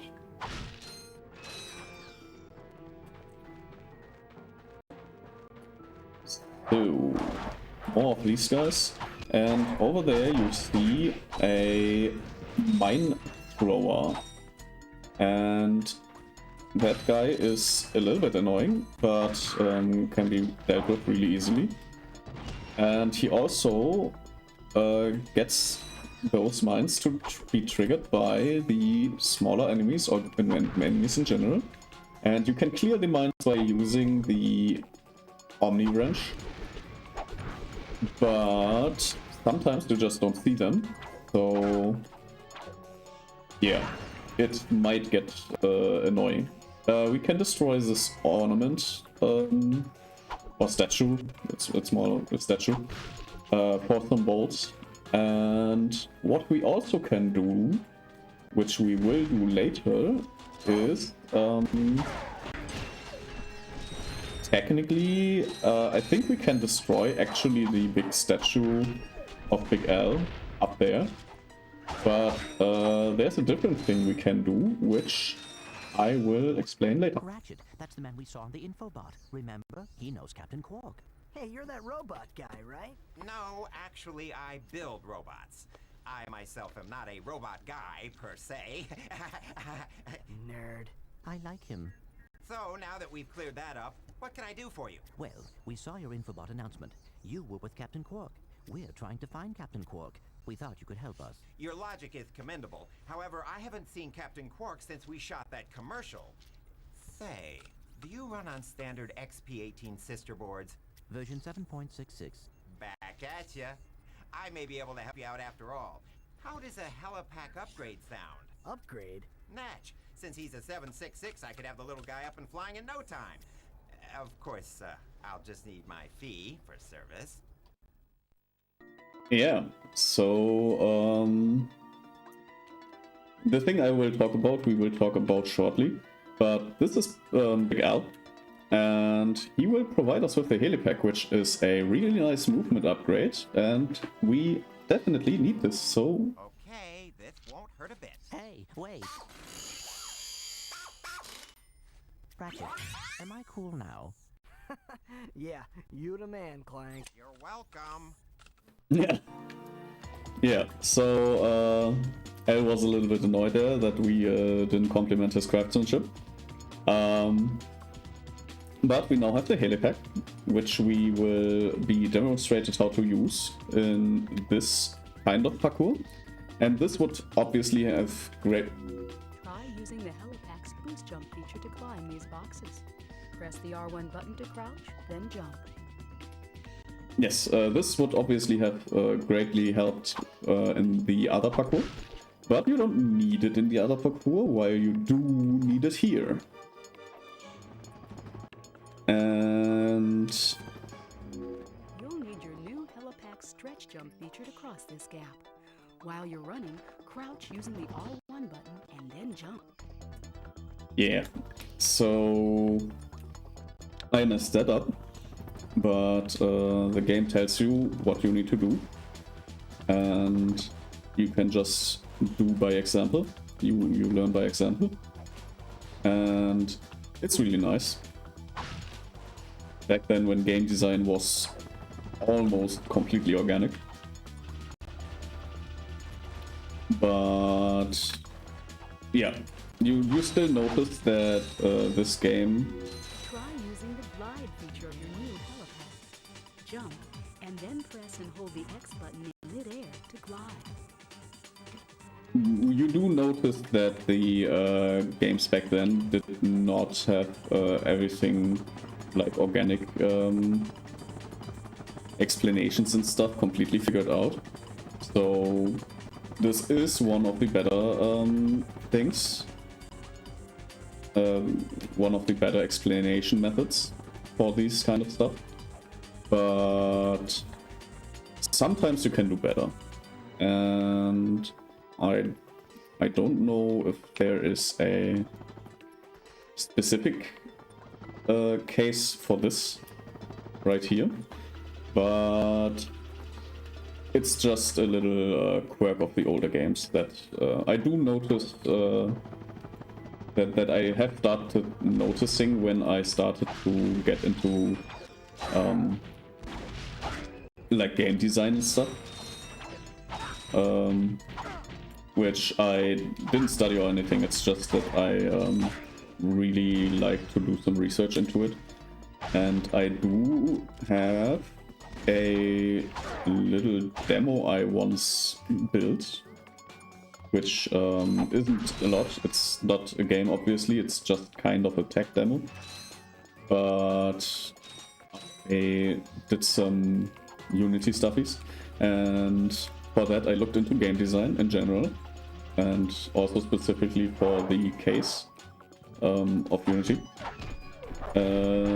I need to explain this enemy over there, because once we destroyed all these blocks and get close to this, we see that this machine will throw more dogs.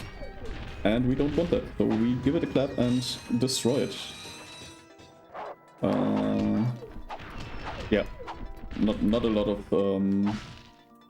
screen time for that one. I don't think it will come back in any later levels, and it will be only one more, I think, in this level. So yeah,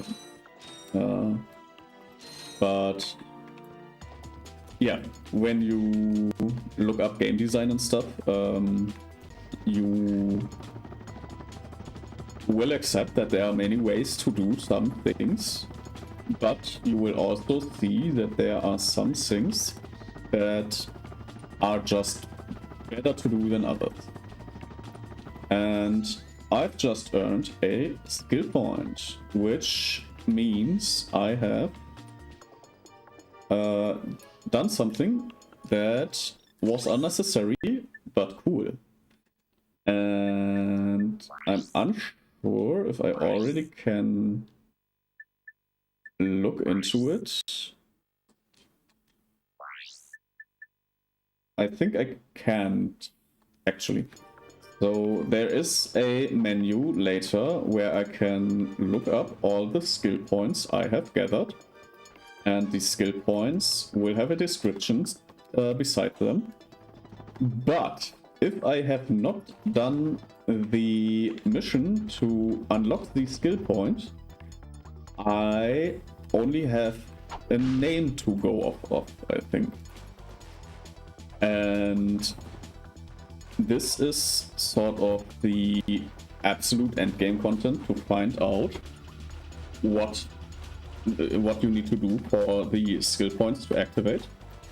And this is one of the stuff I just can do right now, and I remember by heart. So I will try to get as many skill points as possible, but I probably will not go for 100%ing them, because some of them are really fucking stupid. Like, they are not at all fun to do, and I probably will not do them all. But I will try to get as many as possible, show as many as possible, and those I will not do, I will explain. Because if you want to do it yourself, if you want to get the PlayStation, I got mine on eBay for 20 bucks, I think. Bought the cable for 5, and you can basically buy an adapter, the HDMI adapter for the analog cables. So you can just hook up your old PlayStation to the TV with an HDMI cable and just play the game yourself, which is great, and that's all for under $50, I think. Like, there's, if you want to get the hardware, you do need the peripherals like a controller and stuff, but if you already have those, for example, if you just have them lying around because your original PlayStation is at your parents' house or something, or if you have a broken PlayStation but still have the controllers, you can just play the games again for like $50. So that's what I recommend if you want to play the games. Of course, there are also the less legal variants of emulating the game, but I obviously will not tell you where to get them. And I do like just the feeling of the original hardware, just having the discs, putting them in, and just go ham and play them. It's such a different feeling, which I just love. Like, genuinely, I would never want to play these games on any emulated hardware, because it just feels so much different than playing it on an emulator. So we got another gold bolt, and I think that was the last of the dog spawners. We are at the train station of Metropolis right now, and we will board the train shortly. But there's also another thing I want to do before, and that is go up here. Which doesn't do anything really, except get us a little bit more of the boats. And we can jump down here for more boats. There is plenty of them here. They are basically a little boost for later. I don't think they will respawn in their entirety. And if you are like me as a child, so when you played the game as a child, you just destroyed all the boxes and never got up there. And you will always, as a child, you will then always wonder what's up there, and there's basically nothing up there. There's no reason to go up there really, other than the 2 or 3 extra boxes. But as a child, you get annoyed if you don't know something that you could know. So yeah, that's a little story about little old salty me.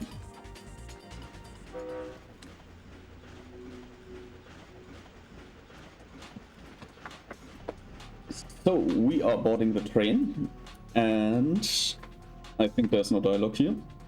But we are boarding this train, and this train is going to run in a circle forever.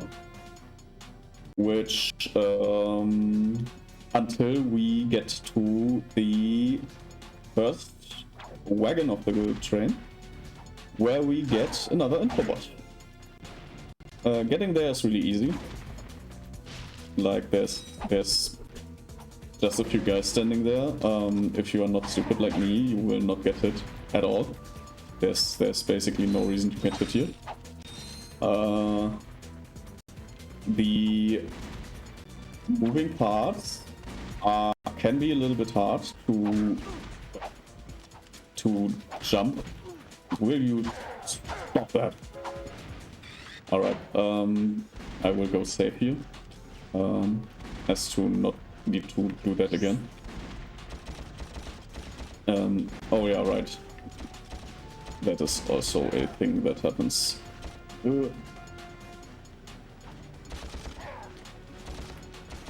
Yeah.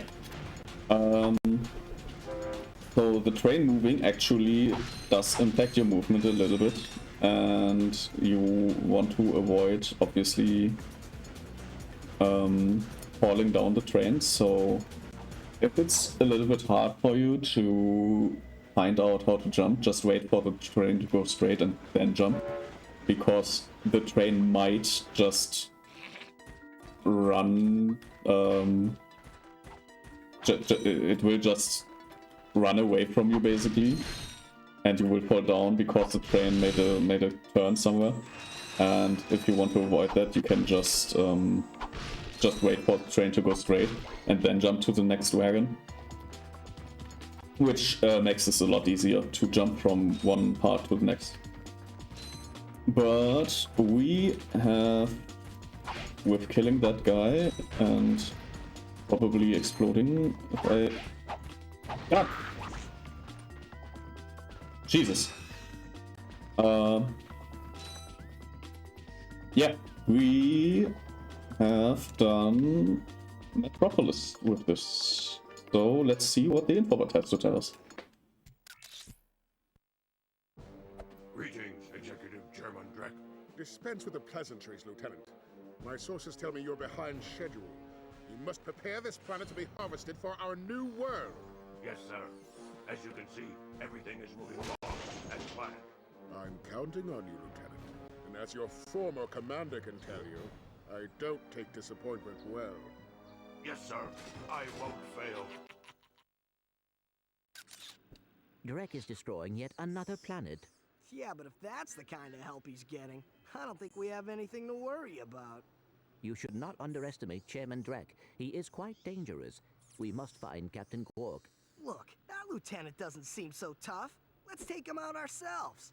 Perhaps we can persuade the lieutenant to tell us where Drek is. Now you're talking. Yeah, so we just got coordinates to another planet where the robot guy, commander, basically is getting lots of resources from. And we kind of want to talk with him a little bit. Like, we want to try to show him that his ways are not necessarily the best ways. So we will go there and talk to him. But before we do that, I will grab another bolt real quick. Another gold bolt.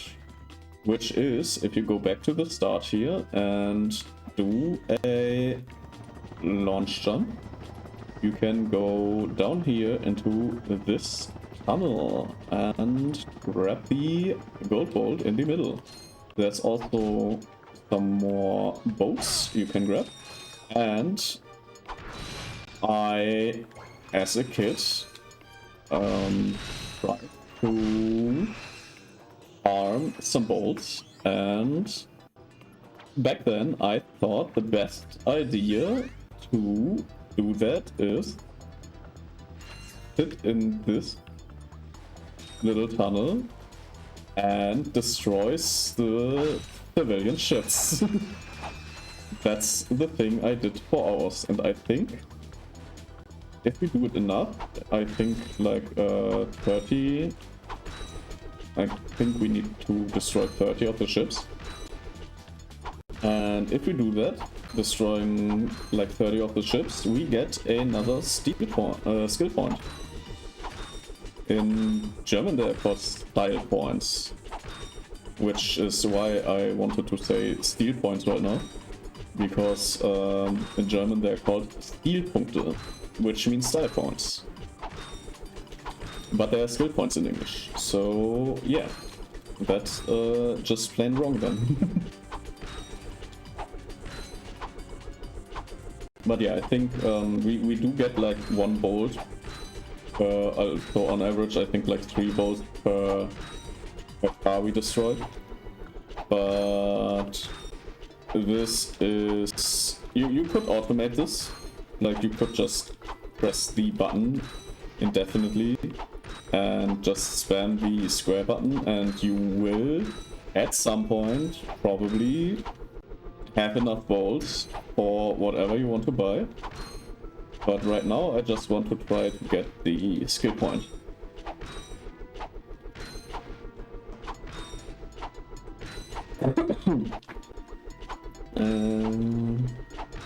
Can I... Nope. I thought I might be able to... Oh, I can do it like this, okay. So I can take a quick zip from my water ball. My ball, which if you need a underwater sound effect, that kinda, yeah, that's basically just sounds like a generic underwater sound effect. Just say bottle of water with a British accent as fast as you can. For example, Boa, which in my opinion sounds pretty strongly like a underwater sound effect. And at this point I have the slight feeling that I might have misremembered the skill point. So I will stop doing this right now. Maybe it was something else.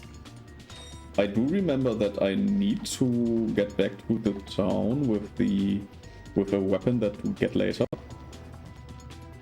But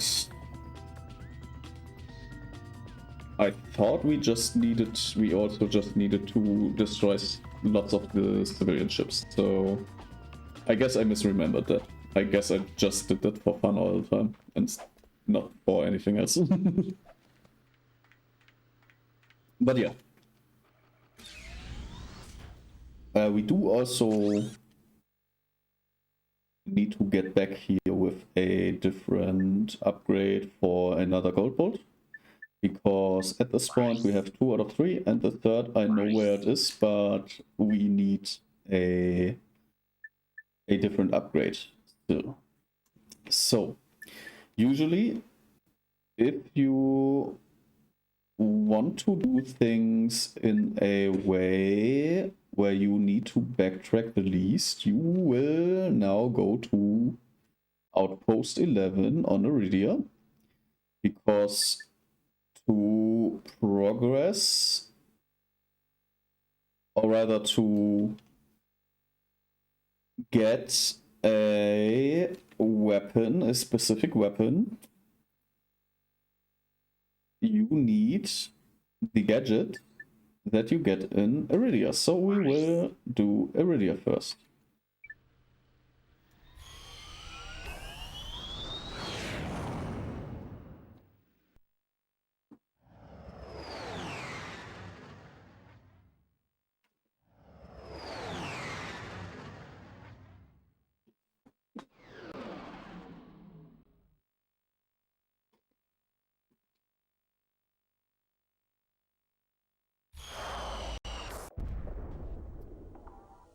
Alright, this is Iridia, which is a desert planet, which doesn't really look like a desert planet if you look at this like this, because there's all this mud, and this is sand, but there's also still lots of vegetation. And yeah, I do understand that you could make the argument that this is a desert planet, but yeah. The only thing that really makes this a desert planet is the absence of water.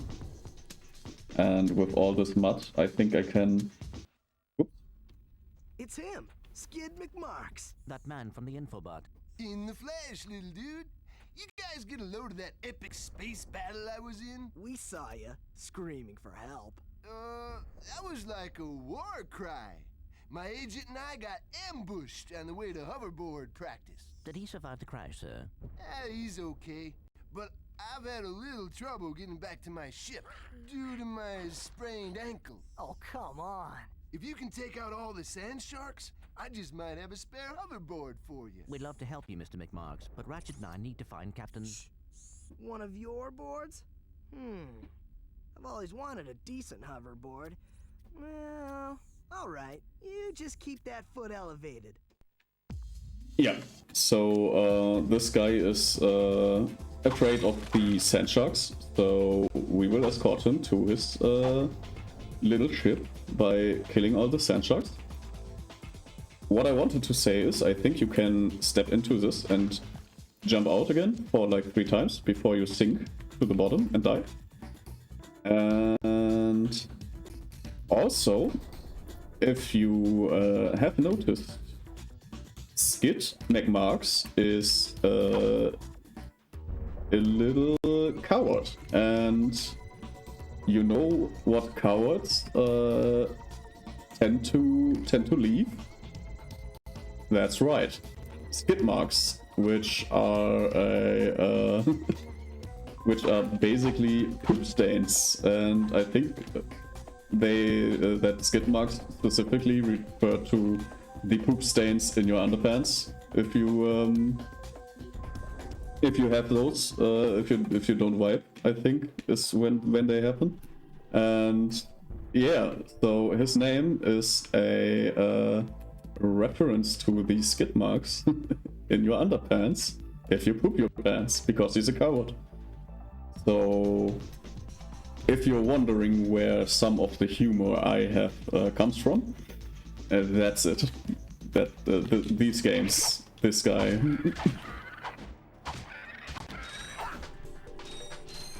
So we unlocked a new graphical user interface. You cannot see it right now, but at the bottom right I am blocking the view of a little counter for these things, which are land shark places, like land shark spawners. And in this mission, it's actually recommendable to use the Pyrosider. But I do not want to use the Pyrosider. I don't want to buy it for 250, for 2.5k. I even get the ammunition without having the item. Which, yeah, the game is telling me to get the Pyrosider, but I will not get it. I don't want it. I do not actually want to buy it.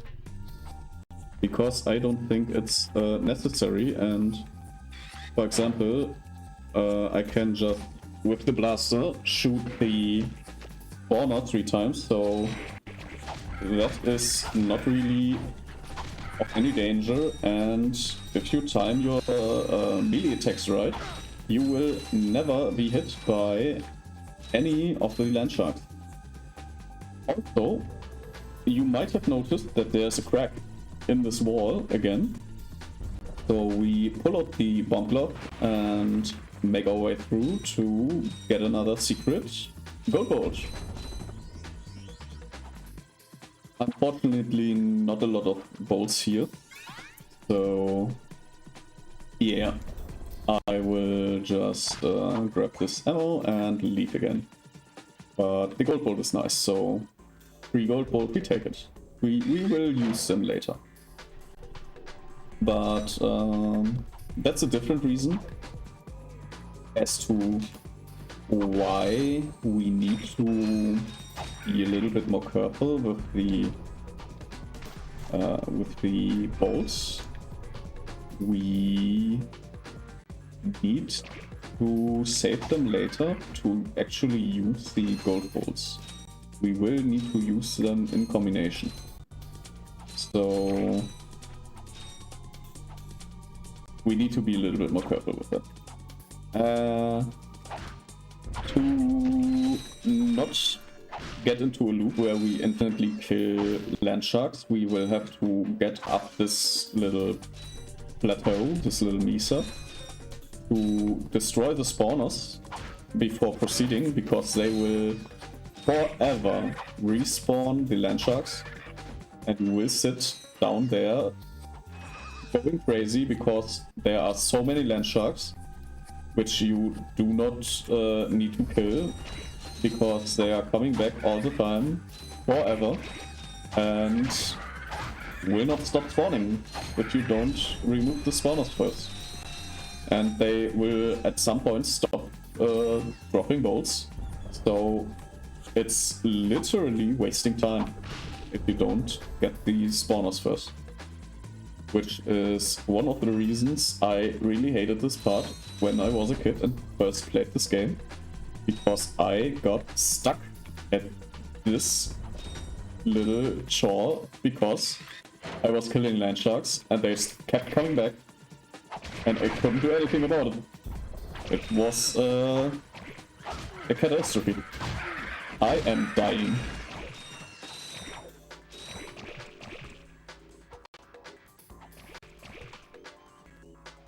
Alright.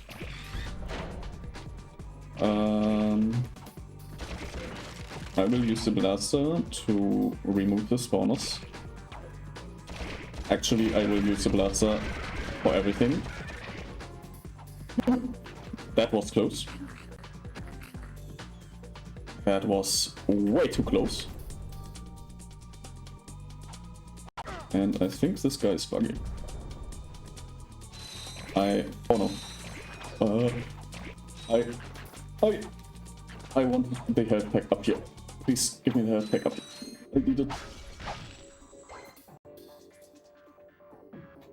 Okay, there are still 11 of those sharks down there, and I will try my best not to die. But I fear this might be the first time where I actually die. I don't want that because it will reset all the progress we made.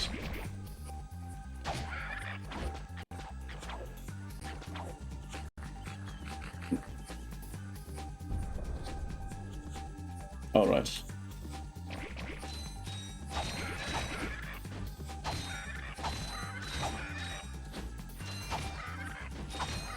Alright, we did it. Here, man. Catch. A brand new Z3000. You can't even buy these. Well, I got a bail. Catch you dudes at the hoverboard races. You've just acquired a Gadgetron Z3000 hoverboard. Use your new hoverboard at the racetrack in Blackwater City on Planet Grill Garden. Yeah, so we got a hoverboard, which we will use later. This is at some point required content,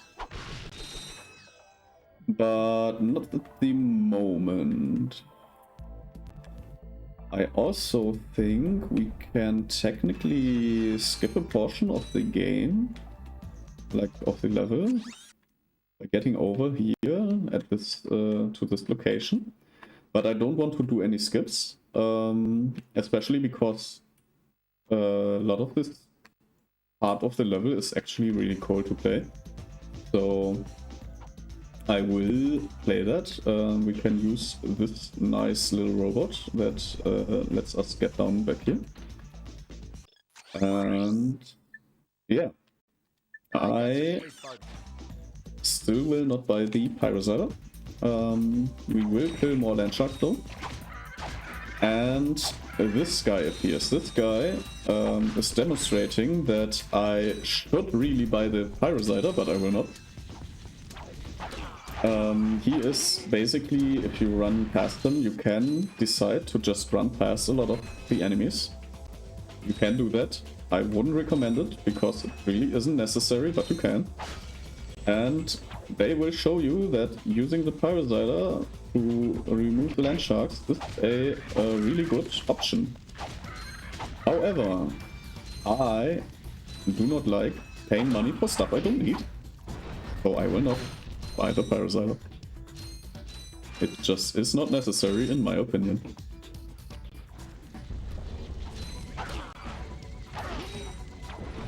For most of the enemies in the early game, you don't even need any of the weapons you can get. I think the first time you actually need to use any of the weapons is either in... no. I think it's a base station level where you actually need to use... whoops. Where you actually need to use any weapons the first time. Because the enemies do get harder, obviously. They get faster, they attack... the attacks get faster. And the... whoops. The strategic way to go about attacking them, because they do get tankier. And your wrench will not be enough to destroy them. So there will be a point where we will need to use the weapons. But at this point, the only real enemy where we quote-unquote needed it, but actually, if you just tank the hits, don't need it, was the helicopter guy. But it is recommended to get the blaster once you can get it. It makes a lot of the stuff very easy. I fell. And I survived. Don't ask me how I did that, because I, myself, do not know. I should have died, but didn't.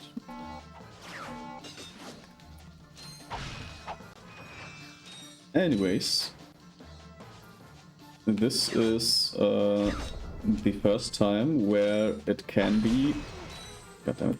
It can be hard to use the hookshot, because if you are not careful, you accidentally lock on to one of the lower... what would you call them? Like bars you can accidentally hook onto the lower bars, and if you let go because you thought you were going to do the upper bars, you will just drop accidentally and fall to your death. So yeah, don't do that. This is a gadget that we will need to proceed in the later parts of the game, so let's grab it. Yes. Yeah, so this is called the Trespasser, and before we use the Trespasser, I will go down here onto this platform, because there is a gold bolt here, which we want. And to get back up, we will use these platforms again. Be careful not to fall down, and we can turn around and just press the circle button and grab onto this back up, and we can go here. Now, this is one of the things the older games do, the newer games don't do. If you don't have the correct item and you stand at some of these access points, instead of using a context-sensitive action, you will have to manually equip the gadget and then press circle. Lasers are mounted on each ring of the Invincilock. Aim the lasers at the receptors on the outside ring to turn them green. All receptors must be green before the Invincilock will open. Yeah, so basically this is a hacking minigame of this game. And it's one of the better ones, in my opinion. But basically you have these circles and you need to turn them, and there is a single correct, or usually there's a single correct way to do things. How the riddles can have multiple solutions. Like this first one, you basically had the choice on which you wanted to point, which laser you wanted to point at which receiver. But in the later levels, there will be a single solution for a single lock. So yeah, it will get harder. But the minigame in itself is really fun, in my opinion. And still to this day, one of the better ones. Like, immediately in the second Ratchet Clank, there... Oh, is it?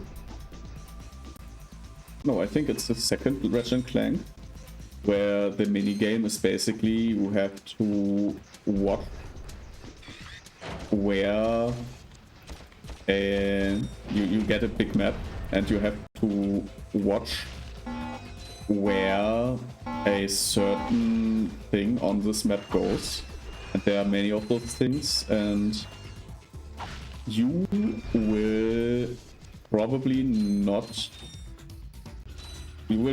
never get any of those mini games on the first try, because there is just too much to look at the same time.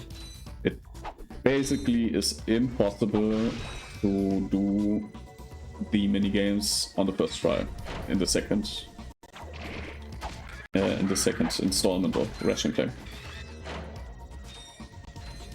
which is the reason my dad always hated the second Ratchet Clank, because if you are not as skilled in these types of games, you will get frustrated with the retries, because it's also you have to remember the order in which to do the things, and it just gets annoying after some time.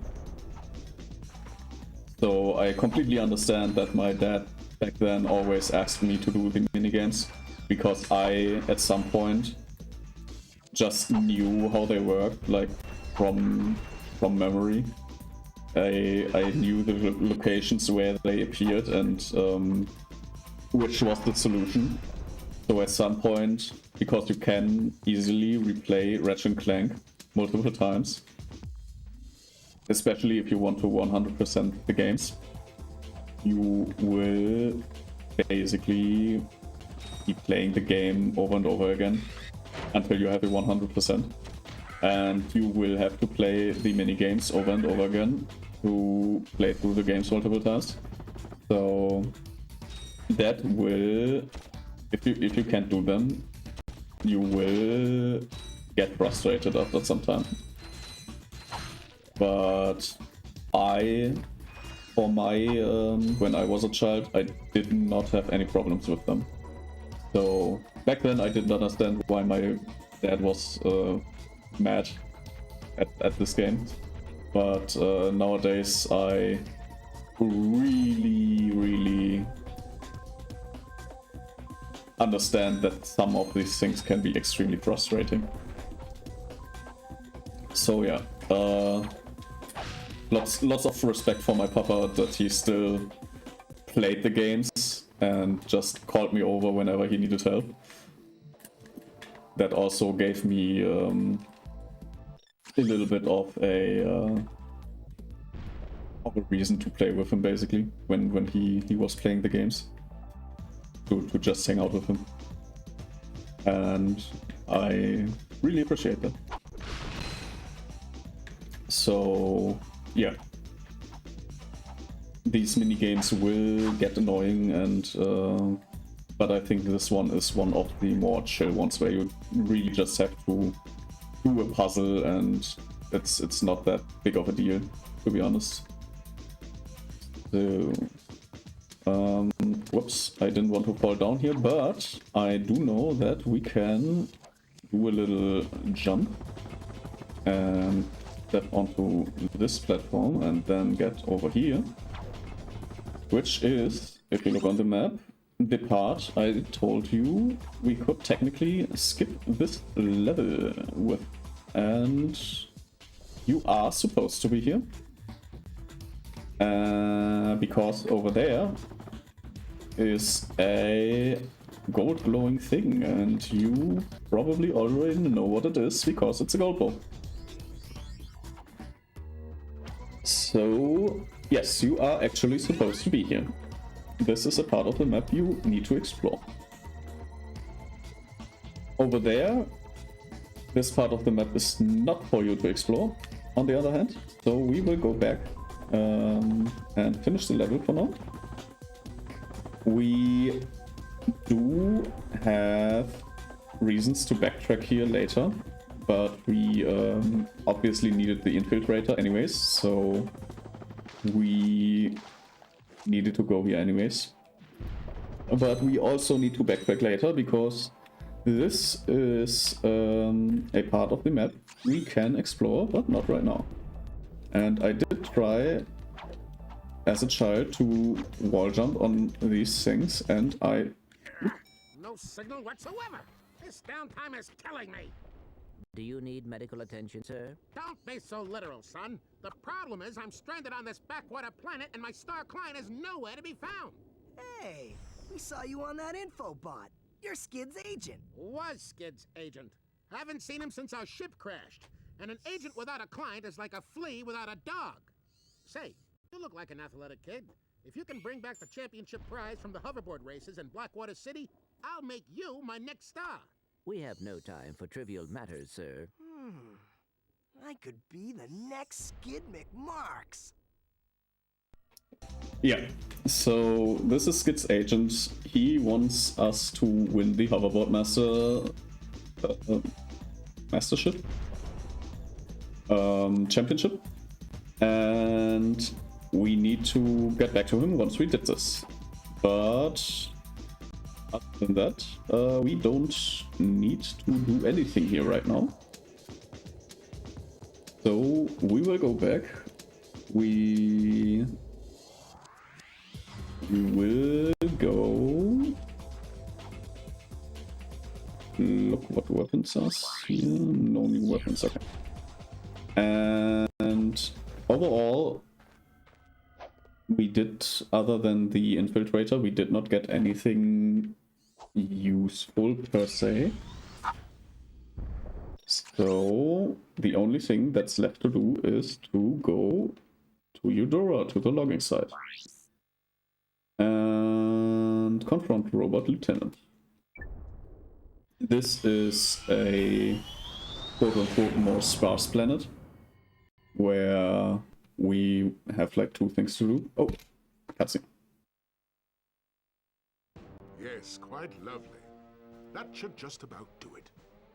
Commander, we are finished with this world. Commence towing our planet to its next destination. Lieutenant! Yes, sir. You have fulfilled your tree quota. Barely. We are ready to return to base. Not so fast, Lieutenant. Just because we don't need any more trees doesn't mean they should have them. Destroy everything.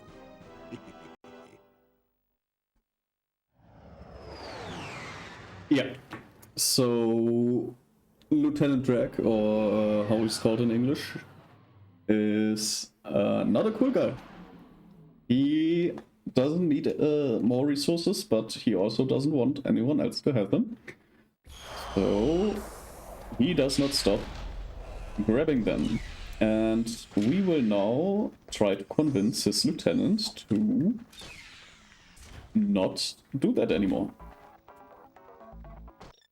So this is the logging site. This level, while you basically only have 2 choices, is quite long for what it is. And I already see a Gadgetron. And we will get one of my favorite items. I got some great bargains for you today. Glove of Doom will be basically a bomb glove upgrade, and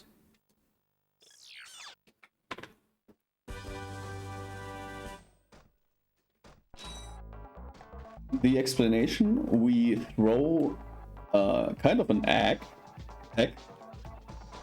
that will spawn 4 little agents of Doom that are seeking out targets to destroy. We can also go over here for another little secret, I think. Yes, up there. No, wait, that's a flower. Where was it? Here. And this is actually not that easy. I will try. Yes, I did it first try. Perfect. Another gold bolt, a little harder to get. I remember as a kid I tried for like 2 hours to get that bolt, and then at random chance I got it. But yeah, it's a little bit movement heavy to get it, and you can do like a setup like I did, but it's still not easy to get it. Alright, so I want to do the long path first, because it might take a little longer. So I don't want to go too much over the plan, because I already noticed that my throat is kinda itching because I've been talking for so long, and I also don't want to overstrain my throat for tomorrow, because tomorrow is gonna be VR Saturday again. So yeah, I hope my throat will not give out so I can actually do the VR Saturday, which is, well, after I decided to just start this Ratchet Clank series, VR Saturday was gonna be my favorite thing, but to be honest, sitting here playing Ratchet Clank again, I kinda like this more. And yeah, just like the VR Saturday, I will be doing Ratchet Clank every week. I am thinking about doing Ratchet Clank every Monday. So, because if I am going to skip days in the week, for example, if I go out with friends on Friday and then in many cases the Saturday after that will also be either with friends or with family in lots of cases. So I do want to try to get in some Ratchet and Clank every week to have like a little bit of consistency. And the day that offers itself up for that is definitely the Monday. And I think that will be overall the best option. I just noticed I haven't been really going into the detail of the enemies of this level, so I will quickly go over them. At the start we had the little Starblade dudes that will really attack you in swarms, basically, but they are also really easy to kill. Then we have the big blue guys with the axes, which are really slow, and we can just whack them over the head to one-hit them. If you're using weapons, they can tank a little bit more, or if you just casually swing the Omni Revenge, they will take more hits. But yeah, if you just do the air attack, they don't have anything they can... they are not tanky enough to take the overhead swing. And then you have these guys that are fast and will shoot at you, but don't really tank a lot of it. But the shots are dangerous because they are actually fast this time, and they will correct their aim once they have started to shoot. So yeah, you will have to actually try to avoid them if you can. Because they are actually kind of dangerous, but all the other enemies are in fact not really dangerous to handle. They are quite manageable, but yes, the sharpshooters are not as easy, and they can be surprising because I don't know if they do it already in this level, but they can hide in the ground and will attack you, and you can't attack them at that point. So they are dangerous, and if they don't do that at this point already, they will be doing it in future levels, and they are actually really kind of dangerous. So best to avoid them. Other than that, this level, this part of the level has like a top and a bottom floor, and if you want all the bolts, you will need to kill all the guys on the bottom floor. But again, it's not really anything. They are not really dangerous, so you don't need to really worry about them. Whoops, almost got shot again. You can go from this point to an earlier point to recover your health if you want to, but in most cases it will not be necessary. Especially you get a little bit of health every now and then, so only if you're desperate you can go back in the level.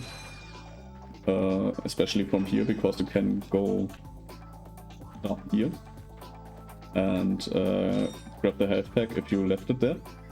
But other than that, you can just go straight here again.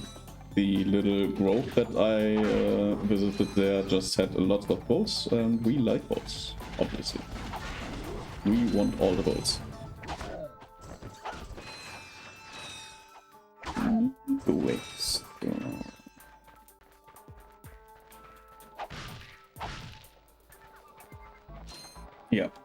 again, bolt switch. Usually the bolt switches are in positions where enemies are around, so you can't just activate them. They do take some time to activate.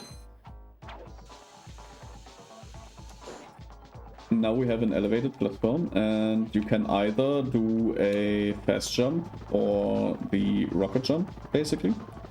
And we have a new enemy that actually takes 2 hits and apparently also immediately retaliates if you do a melee attack.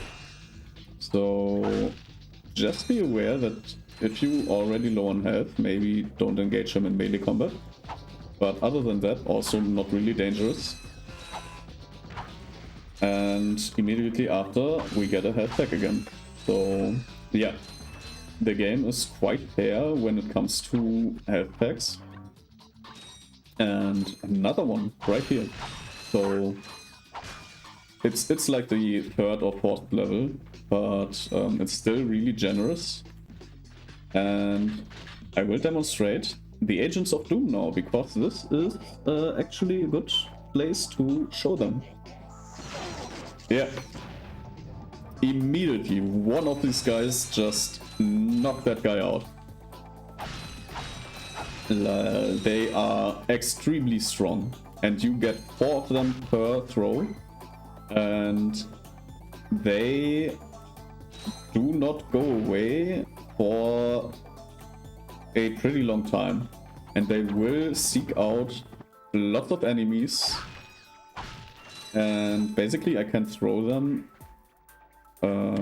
I can throw one here, and if they don't immediately go over there to wreak havoc, they will just walk along with me. So Agents of Doom can strongly recommend if you have trouble with the levels in going forward and you see a big plane or something, or just going around. You can just throw one of the eggs, and if you don't know what's around the corner, they will check for you, basically. So, for example, this room, there are 3 of the big enemies. If you don't know that and just go into there, they will kill you probably. So just throw in the Agents of Doom and wait for them to explode the guys. 3 explosions later and the room is clear. So that's also really good game design, if you notice, because you are incentivized to buy whatever weapon the planet is throwing at you at the start, like the Parasiter for the land sharks. And the Glove of Doom, since I purchased it on the first moment I could, I was prepared for the stuff that the level threw at me, where I actually couldn't just use the wrench. So yeah, that's level design for you. Sweet! Gadgetron's suck cannon can vacuum up multiple enemies, then fire them out as high-caliber missiles. Caution, enemies must be small enough to fit inside the barrel. Yes, so this is one of the greatest goddamn inventions Insomniac Studios came up with. Sadly I don't have any sound effect prepared, but it's the suck cannon, my guys. And basically how this works, if you have small enemies, every level has some type of small enemy that you can suck up with the suck cannon and use as ammo.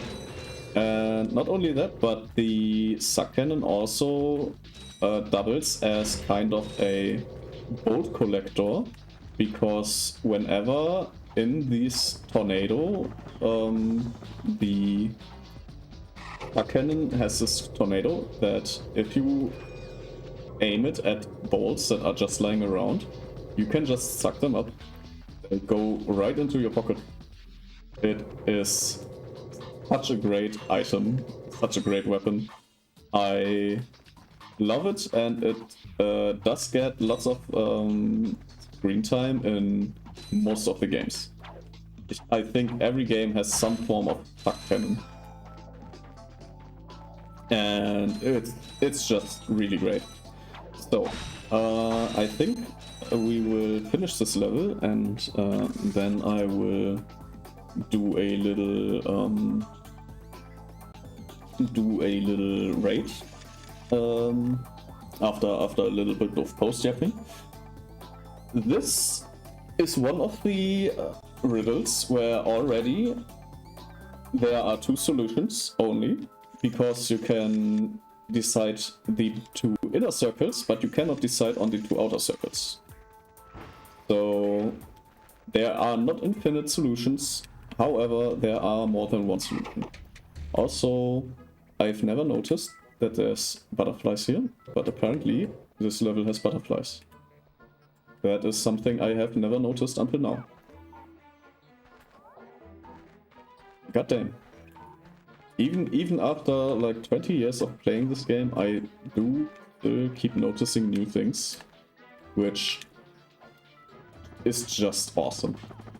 I love just like playing old stuff and noticing new things is always kind of exciting for me, because you think you know this game inside out, and then it hits you with things like such tiny little details you just never paid attention to.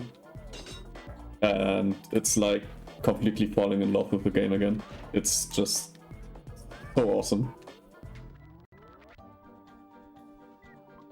Anyways, this is the platform section of this level. First was like kind of the run and gun, and this is a jump and run section, and you will notice that that's like a common theme, that one path is more shooting and the other is more either a gimmick of some sort or a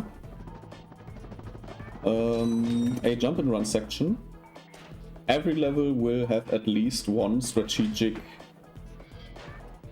gunplay section, but there's usually also some kind of different section that you can play through.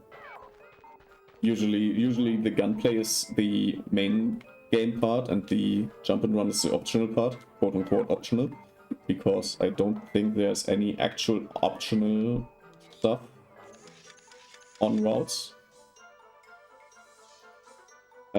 This is the first puzzle where you actually have to think a little bit, because you have the outer ring, which to be specific, and you had a blocker on one of the rails, which you couldn't just ignore, because if you put it in the wrong spot, you couldn't finish the level. So I think that was the first intruder thingy that actually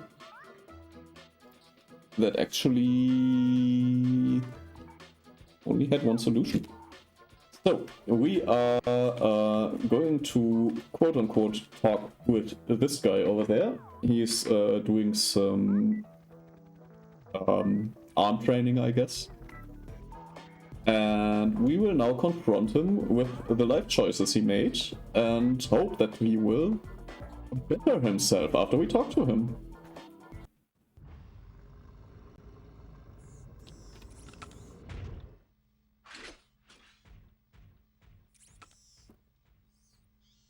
You sure showed him. I suppose I did.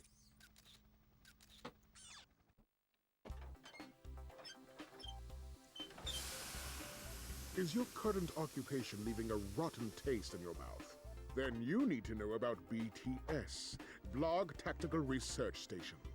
Hi, I'm Supreme Executive Chairman Drek, and we here at PTS are seeking motivated individuals to fill positions in these exciting careers. Grind boot tester, warhead assembly technician, mutant animal husbandry, robot repairman, suck cannon test dummy, and administrative assistant. So call BTS. Build our weapons while you build your future. I'm calling BTS today. Now we're talking. Did you see all the cool gadgets they're making? Let's go get some. No, we must continue our search for Captain Quark. You're absolutely right. I am? Sure. We need to find Quark. Although when we find him, wouldn't it be nice to be able to tell him where Chairman Drek is? I suppose. Well, we go to the space station and talk to the scientists. They work for Drek, so they're bound to know where he is. I am unsure about your logic. Ah, you think too much. Come on, let's go. Yeah. So we just got a new infobot. The way this scene was portrayed, I am pretty sure that the commander, the moment we threatened him, proved himself with an infobot, basically. So, yeah, that commander is a coward and led us straight to Drag. And we will absolutely pay Drag a visit. Actually, I am going to show you the start of the level right now, because I will just save there and start from there. So for the next stream we will do the block station.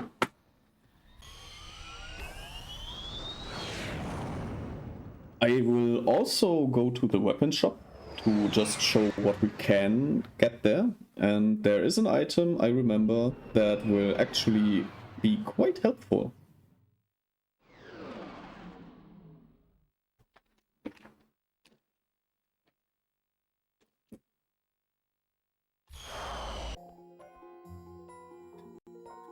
So, this is a station, and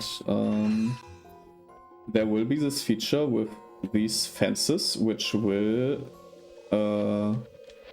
damage us. Apparently, I didn't do it right, but they will deal damage, and we need to remove the little balls that float around them. And we also have multiple options again to what we want to do first. This station will also have the first that's a little spoiler, but to be honest, it's not really a spoiler. This level will have the first quote-unquote boss fight, where we will actually need to use our weapons, because the boss fight is extremely hard to do without any weapons. So the weapon I want to definitely get, and I will get it right now before ending stream, is the Taunter, which is not directly a weapon. It is in the weapon slot, and it can deal some kind of shockwave damage, but it does not really do damage, and it does funny sounds.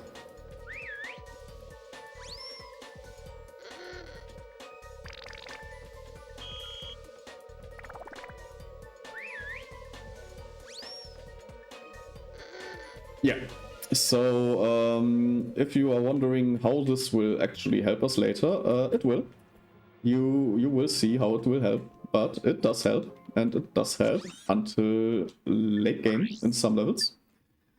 So we got it, but I will now save the game, and we will go into the post-game yapping section.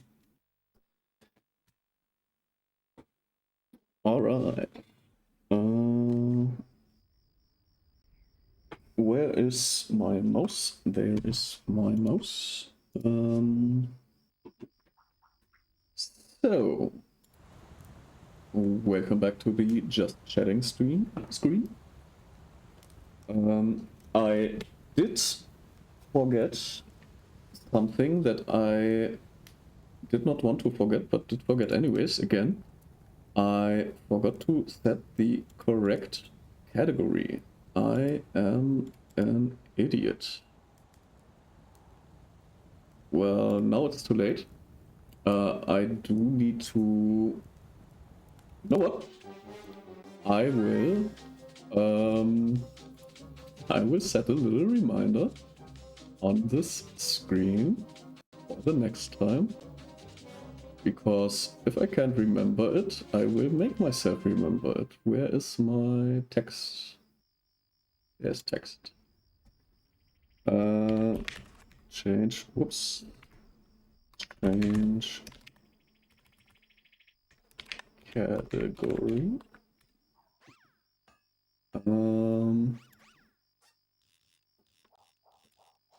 Yeah. So next time,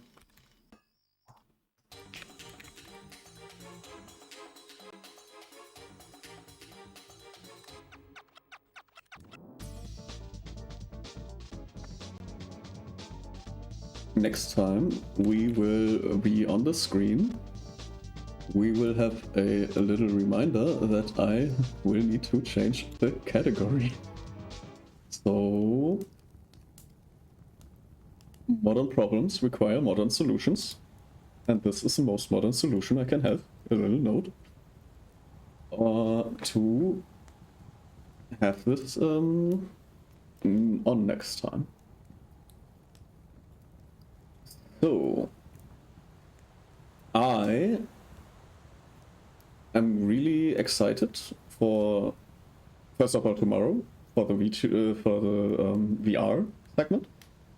I will have to play around with the room microphone because last time I noticed that I have like little cutouts of stuff I said, but it didn't pick up.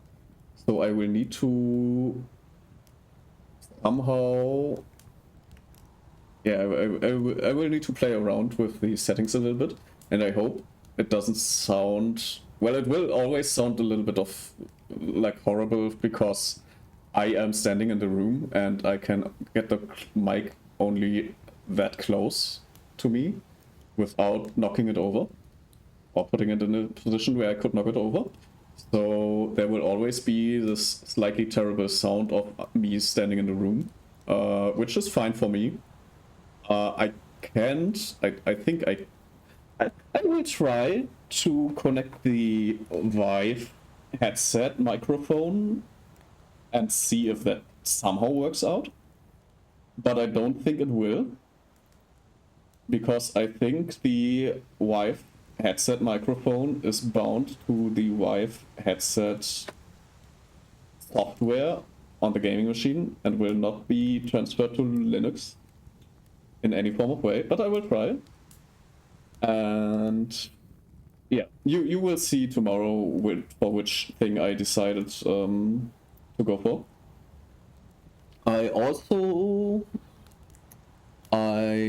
Games to play. I think what I will go for tomorrow is After the Fall, which is my favorite VR game overall. And yeah, I'm really happy how this all is working out. The streams really give me like an opportunity to play the games I really love again, and they also give me a little bit of this opportunity to just try out new games without feeling like I need to have any sort of purpose for playing them. It's sounds good. Yeah. I think that sounds good too. But yeah, it's like I always kind of wanted to do Let's Plays, and I did know about streaming in general. I only have PSVR, so I didn't play much VR games. Yeah, the PlayStation VR is a little bit... I don't think it's worse than most VR systems, but I do have to say that a really good VR system... So it's good to see new games. Yeah, I will showcase a lot of VR games. I will probably play through every VR game I have at some point. Will probably play completely through them. And I do have already a lot of them, because back when VR just first came out, I bought the first HTC Vive with the cable and the boxes you put on the walls. And it was terrible. It is still, to this day, pretty terrible. You need so much space, and the technology is ass. And back then, it costed me $1,300. Today, I think it's a little bit less, like 800 or something, with all the peripherals and stuff. And you also have the cable, and goddamn, there's so much not comfortable stuff with the old version. And back then my first few paychecks went into VR, and it was mind-blowing for the time. It really was. But I basically couldn't really play them. And nowadays I have the Vive XR Elite, which the HTC XR Elite or something is it called. So it's basically just this glasses, and you have the battery pack that you put on your back, and the glasses in front of you, and you have these controllers which are actually really good to like how they are, how you can grab them and stuff. And the button placement, it's just so awesome. And the only thing you need is a proper Wi-Fi connection to a gaming machine that you need anyways. So you will always need the gaming machine if you want to play the games. So it doesn't matter if you get the old model, which is just terrible at everything, or the new model, which costs nowadays as much as the old model costed back then. And yeah, if you are willing to pay the $1,300, you can experience proper VR if you already have the gaming station. And even if you don't have the gaming station, there's still stuff you can do with the VR glasses. There are still games that can just run on the hardware of the XR Elite, just like that. Which is so awesome. Interesting. I will probably get a new VR headset when I buy a PC in the future. Yes. Also, my buddy Frozen has the Oculus Quest 2, which also works quite well, and it only costs $300. However, there are lots of challenges with that one. But in terms of playability and just plain being able to move around, it also does a really good job. So at the end of the day, either get like a Quest 2. I can recommend buying a used one as well, because usually they don't really expire in what they can do. Or get a Quest 3. Or go my way if you really want to have that little bit of extra options. Like, for example, you can... what I did was get another battery pack, so I can just have 2 battery packs and quick swap. And also, Vive HTC has these trackers you can use for, like, VR chat, where you can just put them on your feet and arms and as a belt, and you can have actual movement in VR chat. Like, those are options that you can additionally get for the HTC. You can also get a add-on for the glasses themselves, where it automatically recognizes where you are looking and will make the lenses automatically into a proper focus for the lenses. And face tracking is also a thing that the HTC can do, and I don't think that the Oculus can do any of that. So if you are like me and want all these features for potential proper future use, you can go for the HTC. Or if it's just about playing the games and nothing else, then I can also recommend just getting a used Oculus 2. Biggest problem now is the lack of space, so I don't even play PSVR. Yeah, and I also am not a man with lots of space. I have a 2x2 area. At least I think that's about 2x2. Yeah, a little bit more than 2x2, which I had to shovel free basically. So I have a 30 square meter room, and I have specifically made it so that I have these 2x2, which is 4 of 30 square meters.